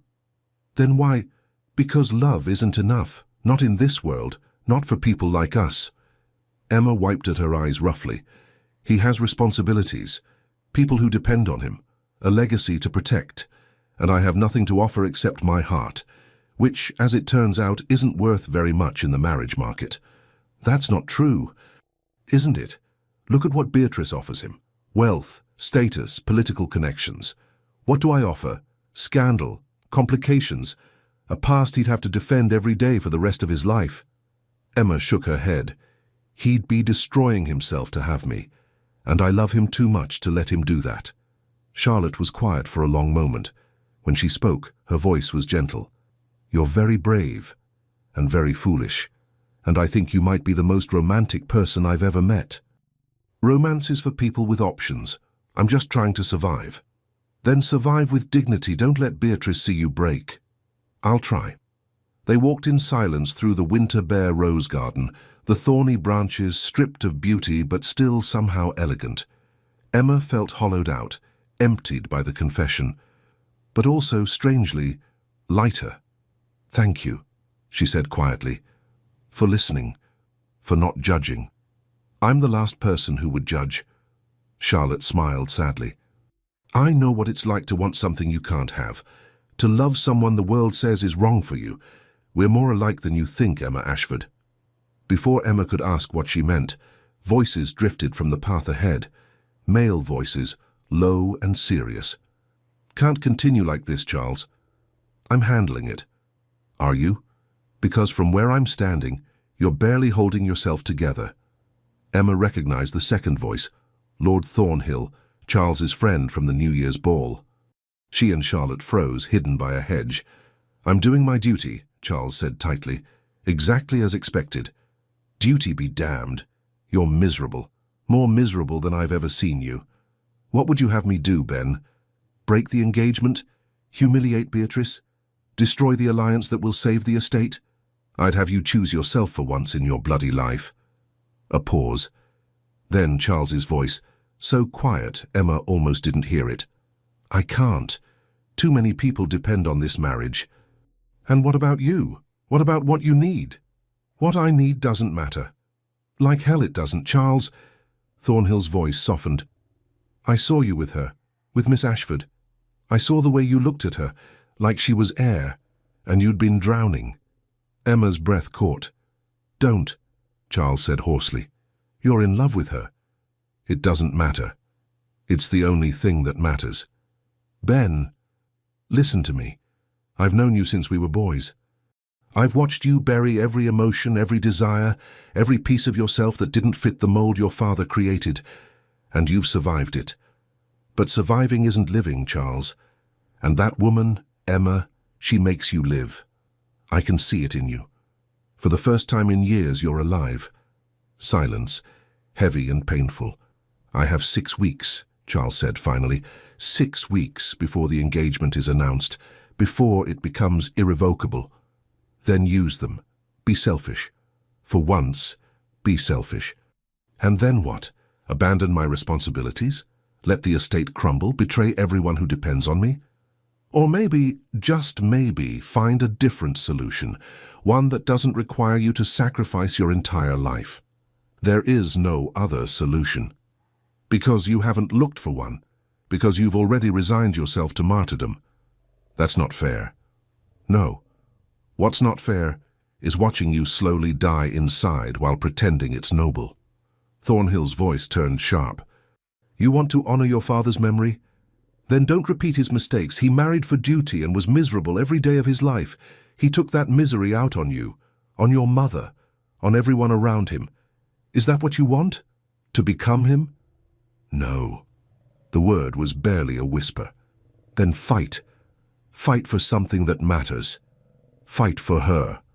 I can't. You mean you won't? Their footsteps faded, the conversation ending as they walked away. Emma stood frozen, Charlotte beside her, both of them processing what they'd heard. Well, Charlotte said finally. That was illuminating. Emma couldn't speak. Her throat was too tight, her chest too full of emotions she couldn't name. Charles was in love with her. She'd known it on some level, had felt it in the way he looked at her, the way he touched her face, the way his voice cracked when he said her name. But hearing it confirmed, hearing him admit it to someone else, made it real in a way that terrified her. Because if he loved her, truly loved her, then walking away in 6 weeks would destroy him, and she wasn't sure she could live with that on her conscience. We should go back, Charlotte said gently, before they notice we're missing. Emma nodded numbly, letting Charlotte guide her back toward the main gathering. but her mind was spinning, racing through possibilities and impossibilities. Find a different solution. Was there one? Could there be? Or was Thornhill's advice just beautiful optimism, the kind that crumbled under the weight of reality? They rounded the hedge and nearly collided with Charles. He stood alone on the path, his hands shoved deep in his pockets, his expression haggard. When he saw Emma, something cracked in his carefully constructed facade. "Emma," he breathed. Charlotte looked between them, reading the moment with perfect clarity. "I'll just go find some refreshments. Take your time." She disappeared, leaving them alone. Emma and Charles stared at each other, the winter garden quiet around them. A breeze stirred the bare branches overhead, sending shadows dancing across his face. "Did you—" Charles stopped, swallowing hard. "Did you hear?" Emma nodded. "All of it?" "Yes." He closed his eyes, his jaw working. "Then you know. That you love me?" "Yes, I know. I'm sorry. Don't apologize for that." "Apologize for 1,000 things, but not that." Charles opened his eyes and they were raw with pain. "It doesn't change anything." "I know. In 5 weeks I'll marry her, and you'll—" "I know, Charles. I know. Then why do I feel like I'm losing something I never had the right to claim?" Emma stepped closer, close enough to see the exhaustion etched into every line of his face, close enough to feel the heat of him in the winter air. "Because feelings don't care about rights," she said softly. "They just exist, messy and inconvenient and utterly beyond our control. I wish I could give you what you deserve, a proper courtship, a future, my name. I wish that too, but wishing doesn't make it possible." Charles's hand lifted, hovering near her face, not touching, but close enough that Emma could feel the warmth of his palm. "Can I—" His voice broke. "Can I have one thing, just one moment that's real?" Emma knew what he was asking, knew it was dangerous, knew they were standing in a garden full of people who could appear at any moment, but she also knew that moments of truth were rare and precious. "Yes," she whispered.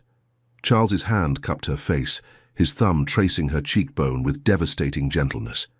Emma's eyes fluttered closed, every nerve focused on that single point of contact. "I love you," he whispered. "I need you to know that. Whatever happens, whatever you think when this is over, I love you. I've loved you since I was 12 years old, and you promised to marry me, and I'll love you until I die." Tears slipped down Emma's cheeks. Charles caught them with his thumb, wiping them away with infinite care. "I love you too," she breathed. "I always have." For one perfect, impossible moment they stood there, his hand on her face, her tears falling freely, the truth finally spoken aloud. Then footsteps sounded on the path. Charles dropped his hand and stepped back, the distance between them suddenly vast. Lady Beatrice appeared, her expression sharp with suspicion. "There you are, Charles. I've been looking everywhere. Miss Ashford." Her eyes narrowed at Emma's tear-stained face. "Is everything quite all right?" "Fine," Emma managed. "Just allergies." "In January?" Beatrice's smile was cold. "How unfortunate. Perhaps you should go inside. Rest. You look positively exhausted. Leave, go away, stop existing." "Perhaps you're right," Emma said quietly. She looked at Charles one last time, memorizing his face. "Thank you for your hospitality, Lady Beatrice. Your grace." She walked away before either of them could respond, found Margaret, made her excuses, left the Harrington estate with her dignity intact and her heart in pieces, and tried not to think about the fact that she'd just said, "I love you," to a man she could never have. 3 days passed. 3 days during which Emma didn't see Charles, didn't hear from him, existed in a state of suspended animation, waiting for something she couldn't name. She spent the hours translating manuscripts in her cousin's library, the work mechanical and numbing. Latin declensions, Greek conjugations, ancient words that meant nothing and everything. But her mind wasn't on the work. It was in that garden, replaying the moment over and over, his hand on her face, his voice breaking. "I love you." The words had burrowed under her skin, taken root somewhere deep. She couldn't shake them, couldn't forget the way he'd looked at her, like she was everything he wanted and nothing he could have. On the 4th day, a letter arrived. Emma recognized the handwriting immediately. Bold, precise strokes that spoke of control and careful education. No signature, no return address, just 3 lines. The British Museum, reading room, 2 o'clock. Come alone, please. Emma's hands trembled as she folded the letter. Margaret was out making calls. The house was quiet. No one would notice if she slipped away. She shouldn't go. Knew it was dangerous, reckless, exactly the kind of thing that would fuel the gossip already circulating about them. But the word please, written in his hand, raw and desperate, undid her. She went.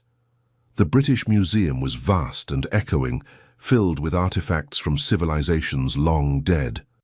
Emma navigated the corridors with practiced ease, having spent countless hours here during her first weeks back in London. The reading room was circular and magnificent, shelves rising to an impossible height, a domed ceiling painted with clouds and sky, tables arranged in concentric circles, scholars bent over books and papers, the air thick with the smell of leather and old paper. Emma scanned the room. Found him. Charles sat at a table near the back, partially hidden by a column. He wore simple clothes.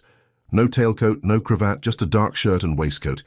His hair was slightly disheveled, as if he'd run his hands through it repeatedly. He looked younger like this, less like a duke and more like the boy she'd known. He glanced up as she approached. Relief flooded his face.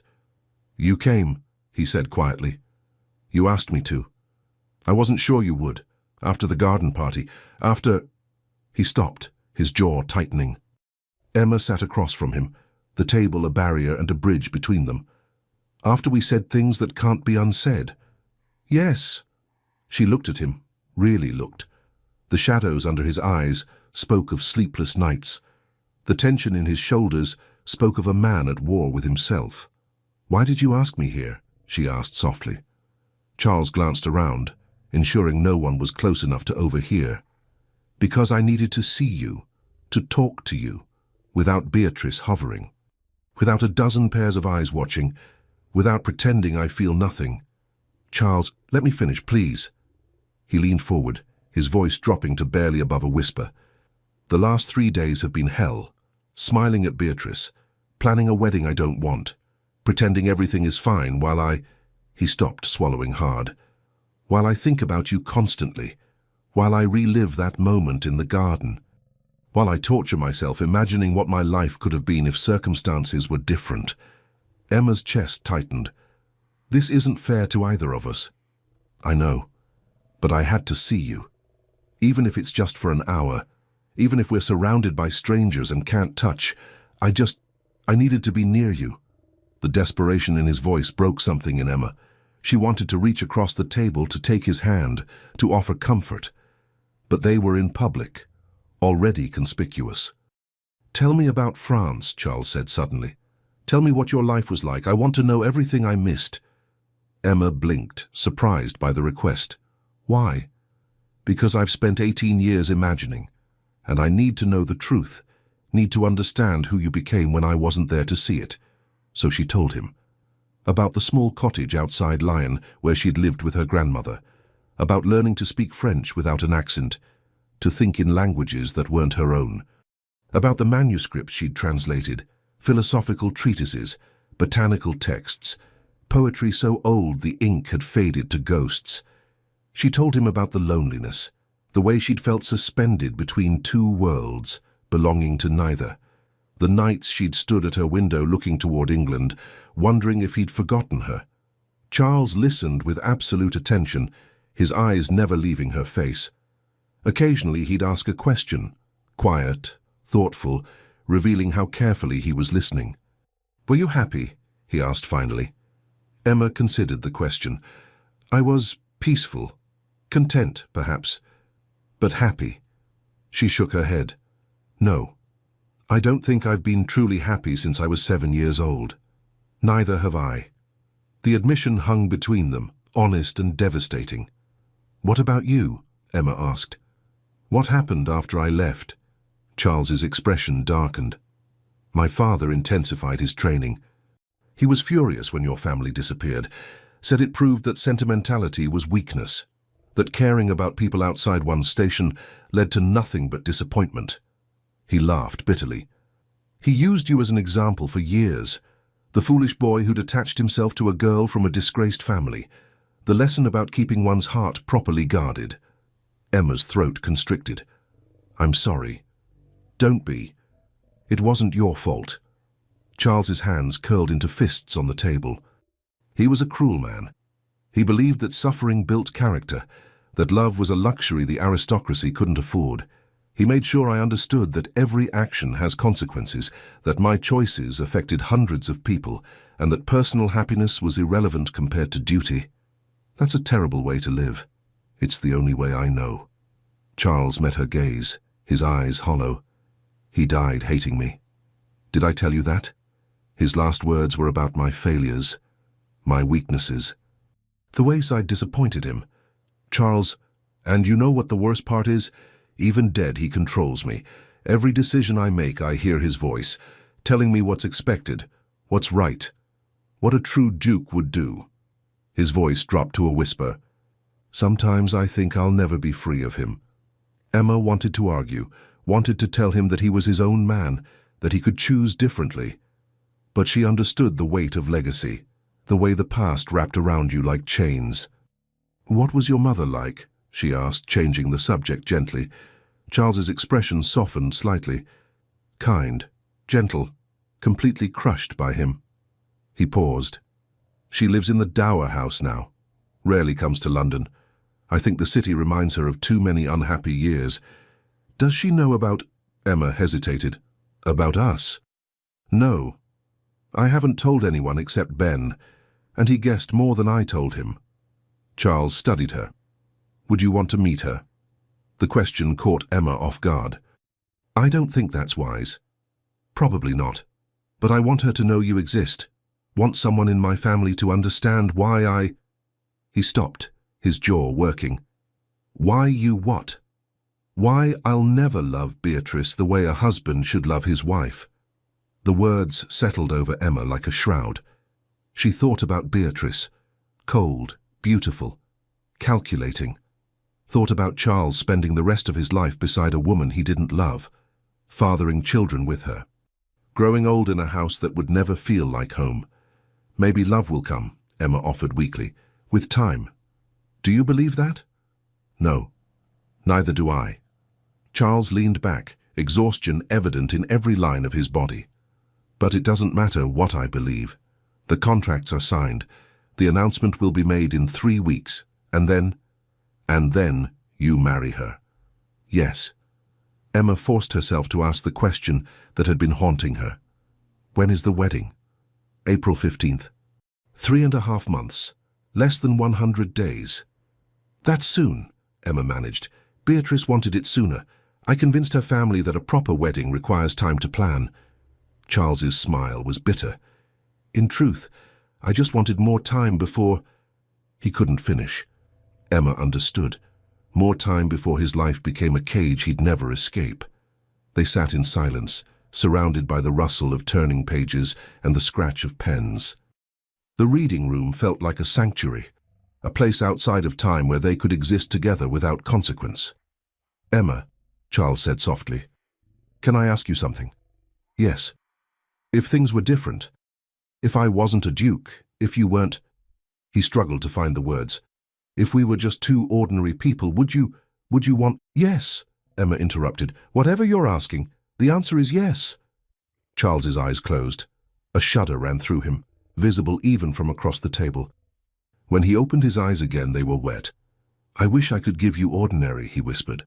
I wish I could be just a man. Not a title, not a legacy, not the sum of everyone else's expectations. Just myself. You are yourself. Right now, in this moment. That's enough. Is it? It has to be. Charles reached across the table slowly, his hand palm up in invitation. Emma glanced around. The nearest scholar was 3 tables away, absorbed in a massive tome. No one was watching. She placed her hand in his. His fingers closed around hers, warm, solid, real. Emma felt the calluses on his palm, the strength in his grip, felt her pulse jump at the simple contact. They sat like that for a long moment, Hands joined across the table, surrounded by centuries of accumulated knowledge. Two people trying to steal a moment of truth in a world built on lies. "I'm going to remember this," Charles said quietly. "When I'm old and grey and trapped in a life I never wanted, I'm going to remember this afternoon. This room, your hand in mine. And I'm going to be grateful I had it, even if I couldn't keep it." Emma's vision blurred with tears. "Charles, don't cry. Please don't cry. If you cry, I'll—" His voice broke. "I'll fall apart, and I can't afford to fall apart. Not yet." Emma blinked rapidly, forcing the tears back. "All right. No crying. Thank you." They sat in silence a while longer, hands linked, neither wanting to be the first to let go. Finally, Charles glanced at the clock on the far wall. "I should go. I'm supposed to meet Beatrice and her mother for tea. Something about floral arrangements." "For the wedding?" "Yes." Emma's stomach twisted, but she forced a smile. "Then you should go. Can't keep the bride waiting." Charles didn't smile. "Emma, it's all right. Really." She gently extracted her hand from his, the loss of contact almost painful. "We knew what this was. 6 weeks. We're barely halfway through." 3 weeks left, Charles said hollowly. 21 days until the announcement. And then we say goodbye. I don't think I'll be able to. You will. We both will. Because we don't have a choice." Charles stood slowly, gathering the books he'd been using as cover. He looked down at her, his expression torn between longing and despair. "Meet me again," he said suddenly. "Tomorrow. Hyde Park, the Serpentine Bridge. Dawn." "Dawn?" "No one will be there that early. We'll have privacy. Please." Emma knew she should refuse, knew that every meeting made the inevitable goodbye harder. But she'd never been good at denying him. "All right," she whispered. "Dawn." Relief flooded his face. "Thank you." He left without another word, disappearing into the maze of shelves.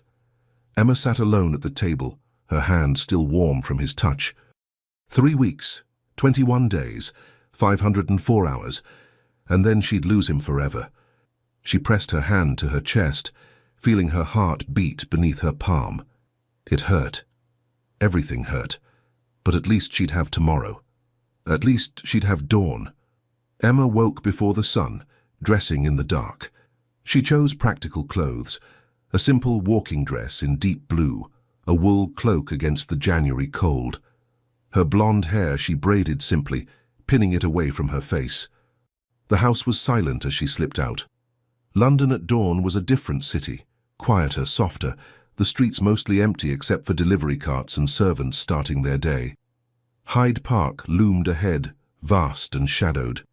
Emma entered through the gates, following the path she'd memorized during solitary walks. The Serpentine stretched before her, a ribbon of dark water reflecting the pre-dawn sky. The bridge arched over it, elegant and empty, almost empty.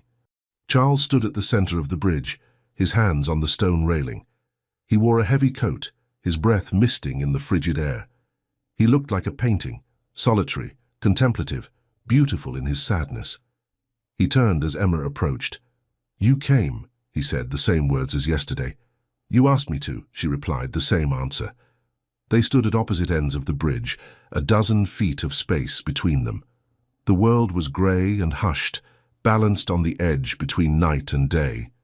"I couldn't sleep," Charles admitted.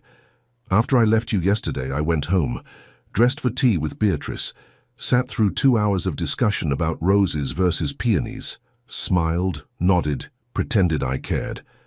He laughed, a broken sound. "And the entire time all I could think was that I'd rather be in that reading room with you, talking about nothing, holding your hand, being myself." Emma walked toward him slowly, closing the distance. "I couldn't sleep either." "What did you do?" "I stood at my window, watched the stars, wondered if you were looking at the same sky." "I was." Charles's eyes found hers. "I was thinking about the first time we met. Do you remember?" "Every detail." "Tell me." Emma leaned against the railing beside him, their shoulders nearly touching. "It was summer. A ball at Hawthorne Manor. I was 7. You were 12. I'd run away from my governess and hidden in the garden. You were crying, Charles said softly. Your dress was torn. You had dirt on your face. My father had yelled at me, called me clumsy and stupid because I'd knocked over a vase. Emma's voice grew quiet. I was hiding because I didn't want anyone to see me cry. And then I found you. You were hiding too from your father.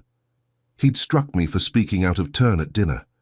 Charles's hand moved unconsciously to his jaw, as if feeling the ghost of a blow.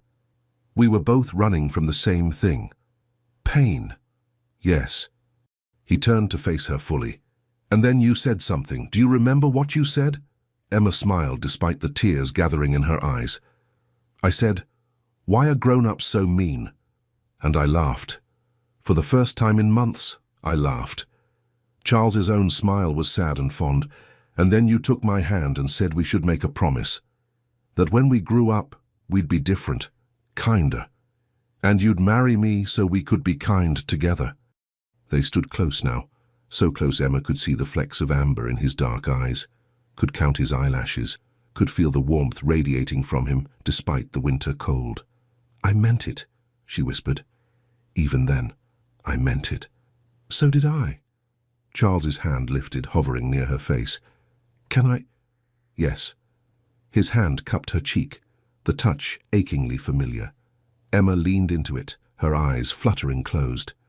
Emma, he breathed, I need. She opened her eyes. Found him staring at her with such raw longing it stole her breath. What do you need? She whispered. To kiss you. Just once, before I lose the right forever. Emma's heart hammered. They were alone. The sun hadn't risen yet. No one would see. But once they crossed this line, there would be no going back. If we do this, she said quietly, it will hurt more when we say goodbye. I know. We'll carry it with us. Forever. I know. His thumb traced her cheekbone. But Emma, I'm going to carry you with me anyway. At least let me have this, one real moment, one honest thing in a life full of lies. Emma saw the desperation in his eyes, the need, the love. She rose on her toes and kissed him. The world stopped. For one perfect, impossible moment, nothing existed except the press of her lips against his, soft, tentative, a question and an answer all at once. Charles froze just for a heartbeat, and then his hand slid from her cheek to the back of her neck, fingers tangling gently in the loose strands of her hair. His other hand found her waist, pulling her closer, erasing the distance between them. The kiss deepened, not urgent, not desperate, slow, deliberate, like they were memorizing each other, like they were trying to fit a lifetime into a single moment. Emma's hands found his chest, feeling the solid warmth of him through his coat, feeling his heart hammering beneath her palms, wild and unsteady. Her own pulse roared in her ears, drowning out everything else. He tasted like morning air and something darker, coffee perhaps, or the bitterness of sleepless nights. His lips moved against hers with a tenderness that made her chest ache, not practiced or smooth, but honest, real. This wasn't a performance, this wasn't duty or obligation, this was truth. Charles pulled back slightly, just enough to breathe, his forehead resting against hers. His eyes were closed, his breathing ragged. Emma, he whispered, her name a prayer. God, Emma. She couldn't speak, could only stand there, trembling, her hands still pressed against his chest. He kissed her again, softer this time, slower. A goodbye disguised as a greeting. Emma felt tears slip down her cheeks, hot against the winter cold. Charles tasted them, drew back with a sound like pain. Don't cry, he murmured, his thumbs catching the tears, wiping them away with devastating gentleness. Please don't cry. I can't help it. Her voice broke. I'm trying not to, but I know. He pulled her close, wrapping his arms around her, holding her against his chest. Emma buried her face in his coat, breathing in the scent of him, cedar and rain and the faint smell of smoke from morning fires. They stood like that as the sun began to rise. Golden light crept over the horizon, painting the sky in shades of pink and amber. The serpentine caught the light, turning from black to silver. Birds began to sing. The city woke. And Emma held on to Charles like he was the only solid thing in a world that had stopped making sense. "We should go," Charles said finally, his voice rough, "before someone sees." "I know." But neither of them moved. "Emma." He pulled back just enough to look at her. "That kiss." "I know." "No, listen." His hands framed her face, forcing her to meet his eyes. "That kiss was the most honest thing I've ever done, the most real. And I want you to know, I want you to understand, that no matter what happens, no matter who I marry or where you go, that moment was mine, ours, and nothing can take it away." Emma's throat constricted. "Charles, I love you. I need to say it again. I love you, Emma Ashford. I loved you when we were children. I loved you through 18 years of absence. And I'll love you for every day I have left on this earth, even if I never get to tell you again. Don't say that. Don't make this a goodbye. It's not. Not yet. We still have 3 weeks. 3 weeks that will end with you standing at an altar beside someone else. I know." His voice cracked. "I know, and it's killing me. But Emma, I'd rather have 3 weeks of this, of us, of truth, than a lifetime of wondering what it would have felt like to kiss you." Emma closed her eyes, overwhelmed by the rawness of his confession. "You're going to break my heart. I know. And you're going to break mine. And we're both going to survive it because we don't have a choice. That's not comforting. It's not meant to be. It's just true." He kissed her forehead gently, the gesture achingly tender. "Come on. I'll walk you home before the park fills with people." They left the bridge hand in hand, walking through the awakening park like ghosts. The paths began to fill. Servants walking dogs, merchants heading to market, early riders exercising horses. Charles dropped her hand as they neared the gates, the distance between them growing with each step. By the time they reached the street, they were strangers again. 2 people who happened to be walking in the same direction. Nothing more. But Emma could still feel the imprint of his lips on hers, could still taste him, could still feel the way his hands had cradled her face like she was something precious. "I'll send word," Charles said quietly as they paused at the corner near her cousin's house. "About when we can meet again." "All right. Be careful, Emma. Beatrice is suspicious. She's been asking questions, watching me." "I will." He looked at her one last time, a look so full of longing it hurt. Then he turned and walked away, his coat billowing behind him. Emma watched until he disappeared around a corner. Then she slipped into her cousin's house, her lips still tingling, her heart in pieces. 2 days passed before the next letter arrived, 2 days during which Emma existed in a fog, replaying that kiss over and over. The feel of his hands, the taste of his lips, the way he'd held her like she was the only thing keeping him tethered to earth. When the letter came, it was delivered by a street urchin, a boy of perhaps 10, who pressed it into Emma's hand and disappeared before she could ask questions. The handwriting was different this time, not Charles's bold strokes, but someone else's.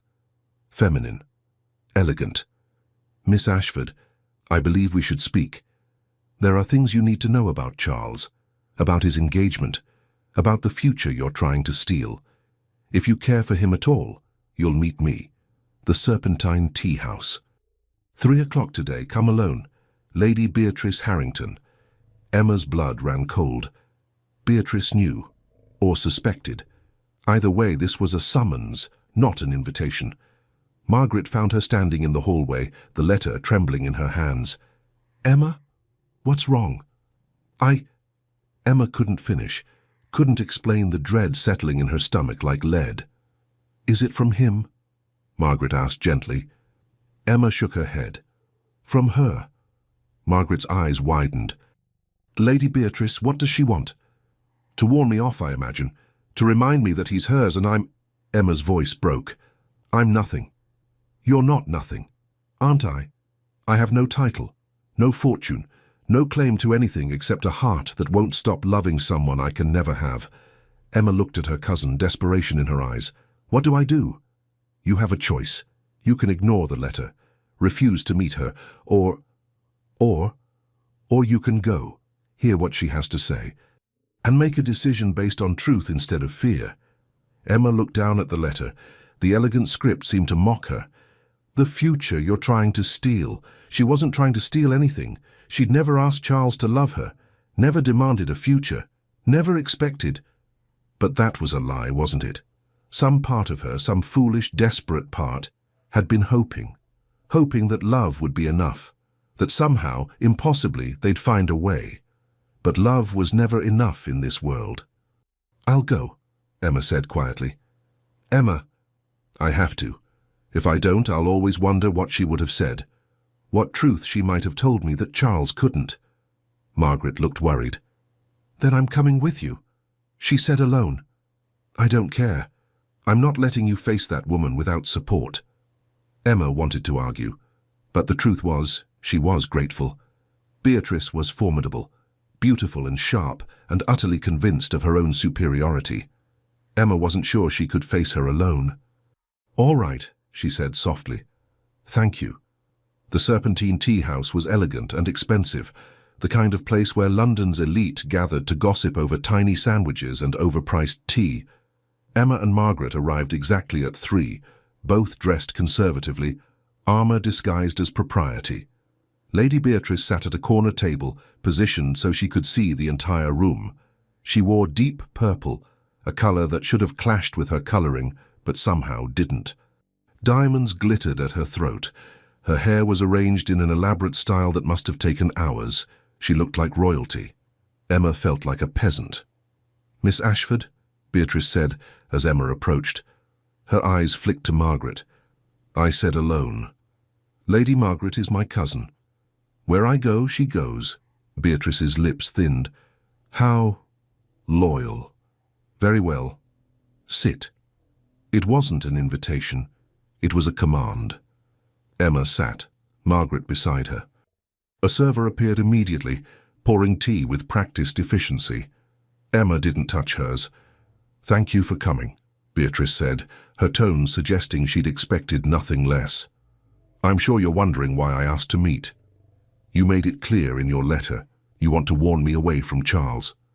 "Charles?" Beatrice's smile was cold. "How familiar. Tell me, Miss Ashford, has he asked you to call him that? Or do you simply presume intimacy that doesn't exist?" Emma's jaw tightened. "We're old friends." "So he's told me. Childhood acquaintances. A girl he knew briefly before her family's disgrace." Beatrice sipped her tea delicately. "But friends don't look at each other the way the two of you do. Friends don't disappear into conservatories and gardens and museums. Friends don't—" She paused. "Kiss on bridges at dawn." Emma's heart stopped. Beatrice smiled at her reaction. "Ah, so it's true. I'd hoped my informant was mistaken, but I can see from your face that he wasn't." "Who?" Emma's voice came out strangled. "Who told you?" "Does it matter? London is full of eyes, Miss Ashford. Servants talk, merchants gossip, someone always sees." Beatrice set down her teacup with a delicate clink. "But let's not waste time on recriminations. I didn't ask you here to shame you. I asked you here to offer you something." "What?" "The truth." Beatrice leaned forward slightly. "Charles hasn't been honest with you.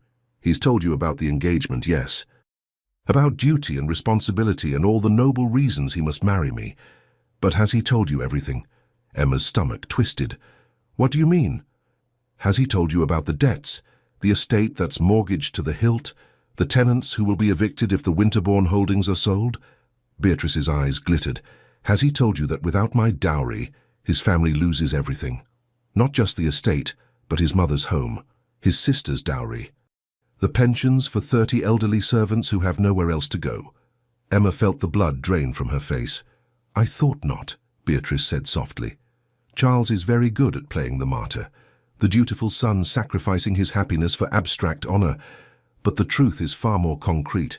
If he breaks our engagement, he doesn't just disappoint his family, he destroys them." "That's—" Emma couldn't finish. "True, every word." Beatrice's expression softened slightly, almost pitying. "I've seen the ledgers, Miss Ashford. My father showed them to me. The Duke of Winterbourne is drowning in his father's debts.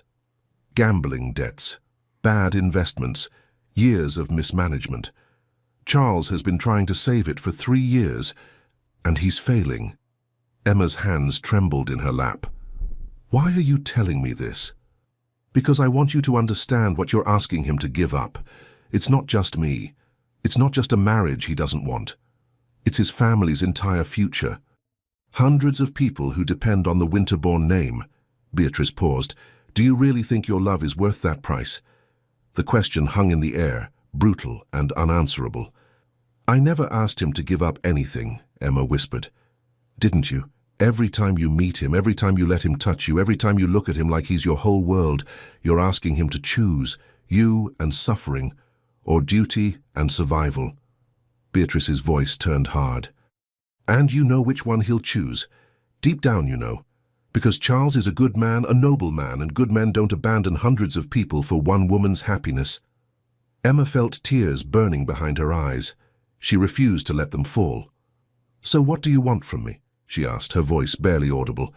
I want you to leave. Go back to France. Disappear again. Let Charles fulfill his obligations without the torture of seeing you, wanting you, knowing he can never have you. Beatrice's expression was almost kind. It's a mercy, really, for both of you. A mercy, Emma repeated hollowly. Yes, clean break. No drawn-out goodbye. No watching him marry me while you stand in the back of the church, heartbreaking. Just gone. Beatrice reached into her reticule and withdrew a small envelope. I'm prepared to help with expenses, travel, resettlement, whatever you need to start fresh somewhere else. She slid the envelope across the table. Emma stared at it, saw the bulk of it. Banknotes, probably. Enough to buy her silence, her absence, her dignity. You're offering me money to leave, Emma said slowly. I'm offering you a chance at a new life, away from a situation that can only bring you pain. Emma looked up, meeting Beatrice's eyes. And if I refuse? Then I'll make your life in London unbearable. I'll spread rumors, question your virtue, destroy what little reputation you have left. I'll make sure every door closes in your face. Every invitation is rescinded. Every friendship turns to dust. Beatrice's voice remained pleasant, conversational. And in the end, Charles will still marry me. You'll just have suffered more in the interim. Margaret's hand found Emma's under the table, squeezing gently. A reminder that she wasn't alone. Emma looked at the envelope, at Beatrice's beautiful, cold face, at the future being offered, safety in exchange for surrender. I need time, she said finally. To think.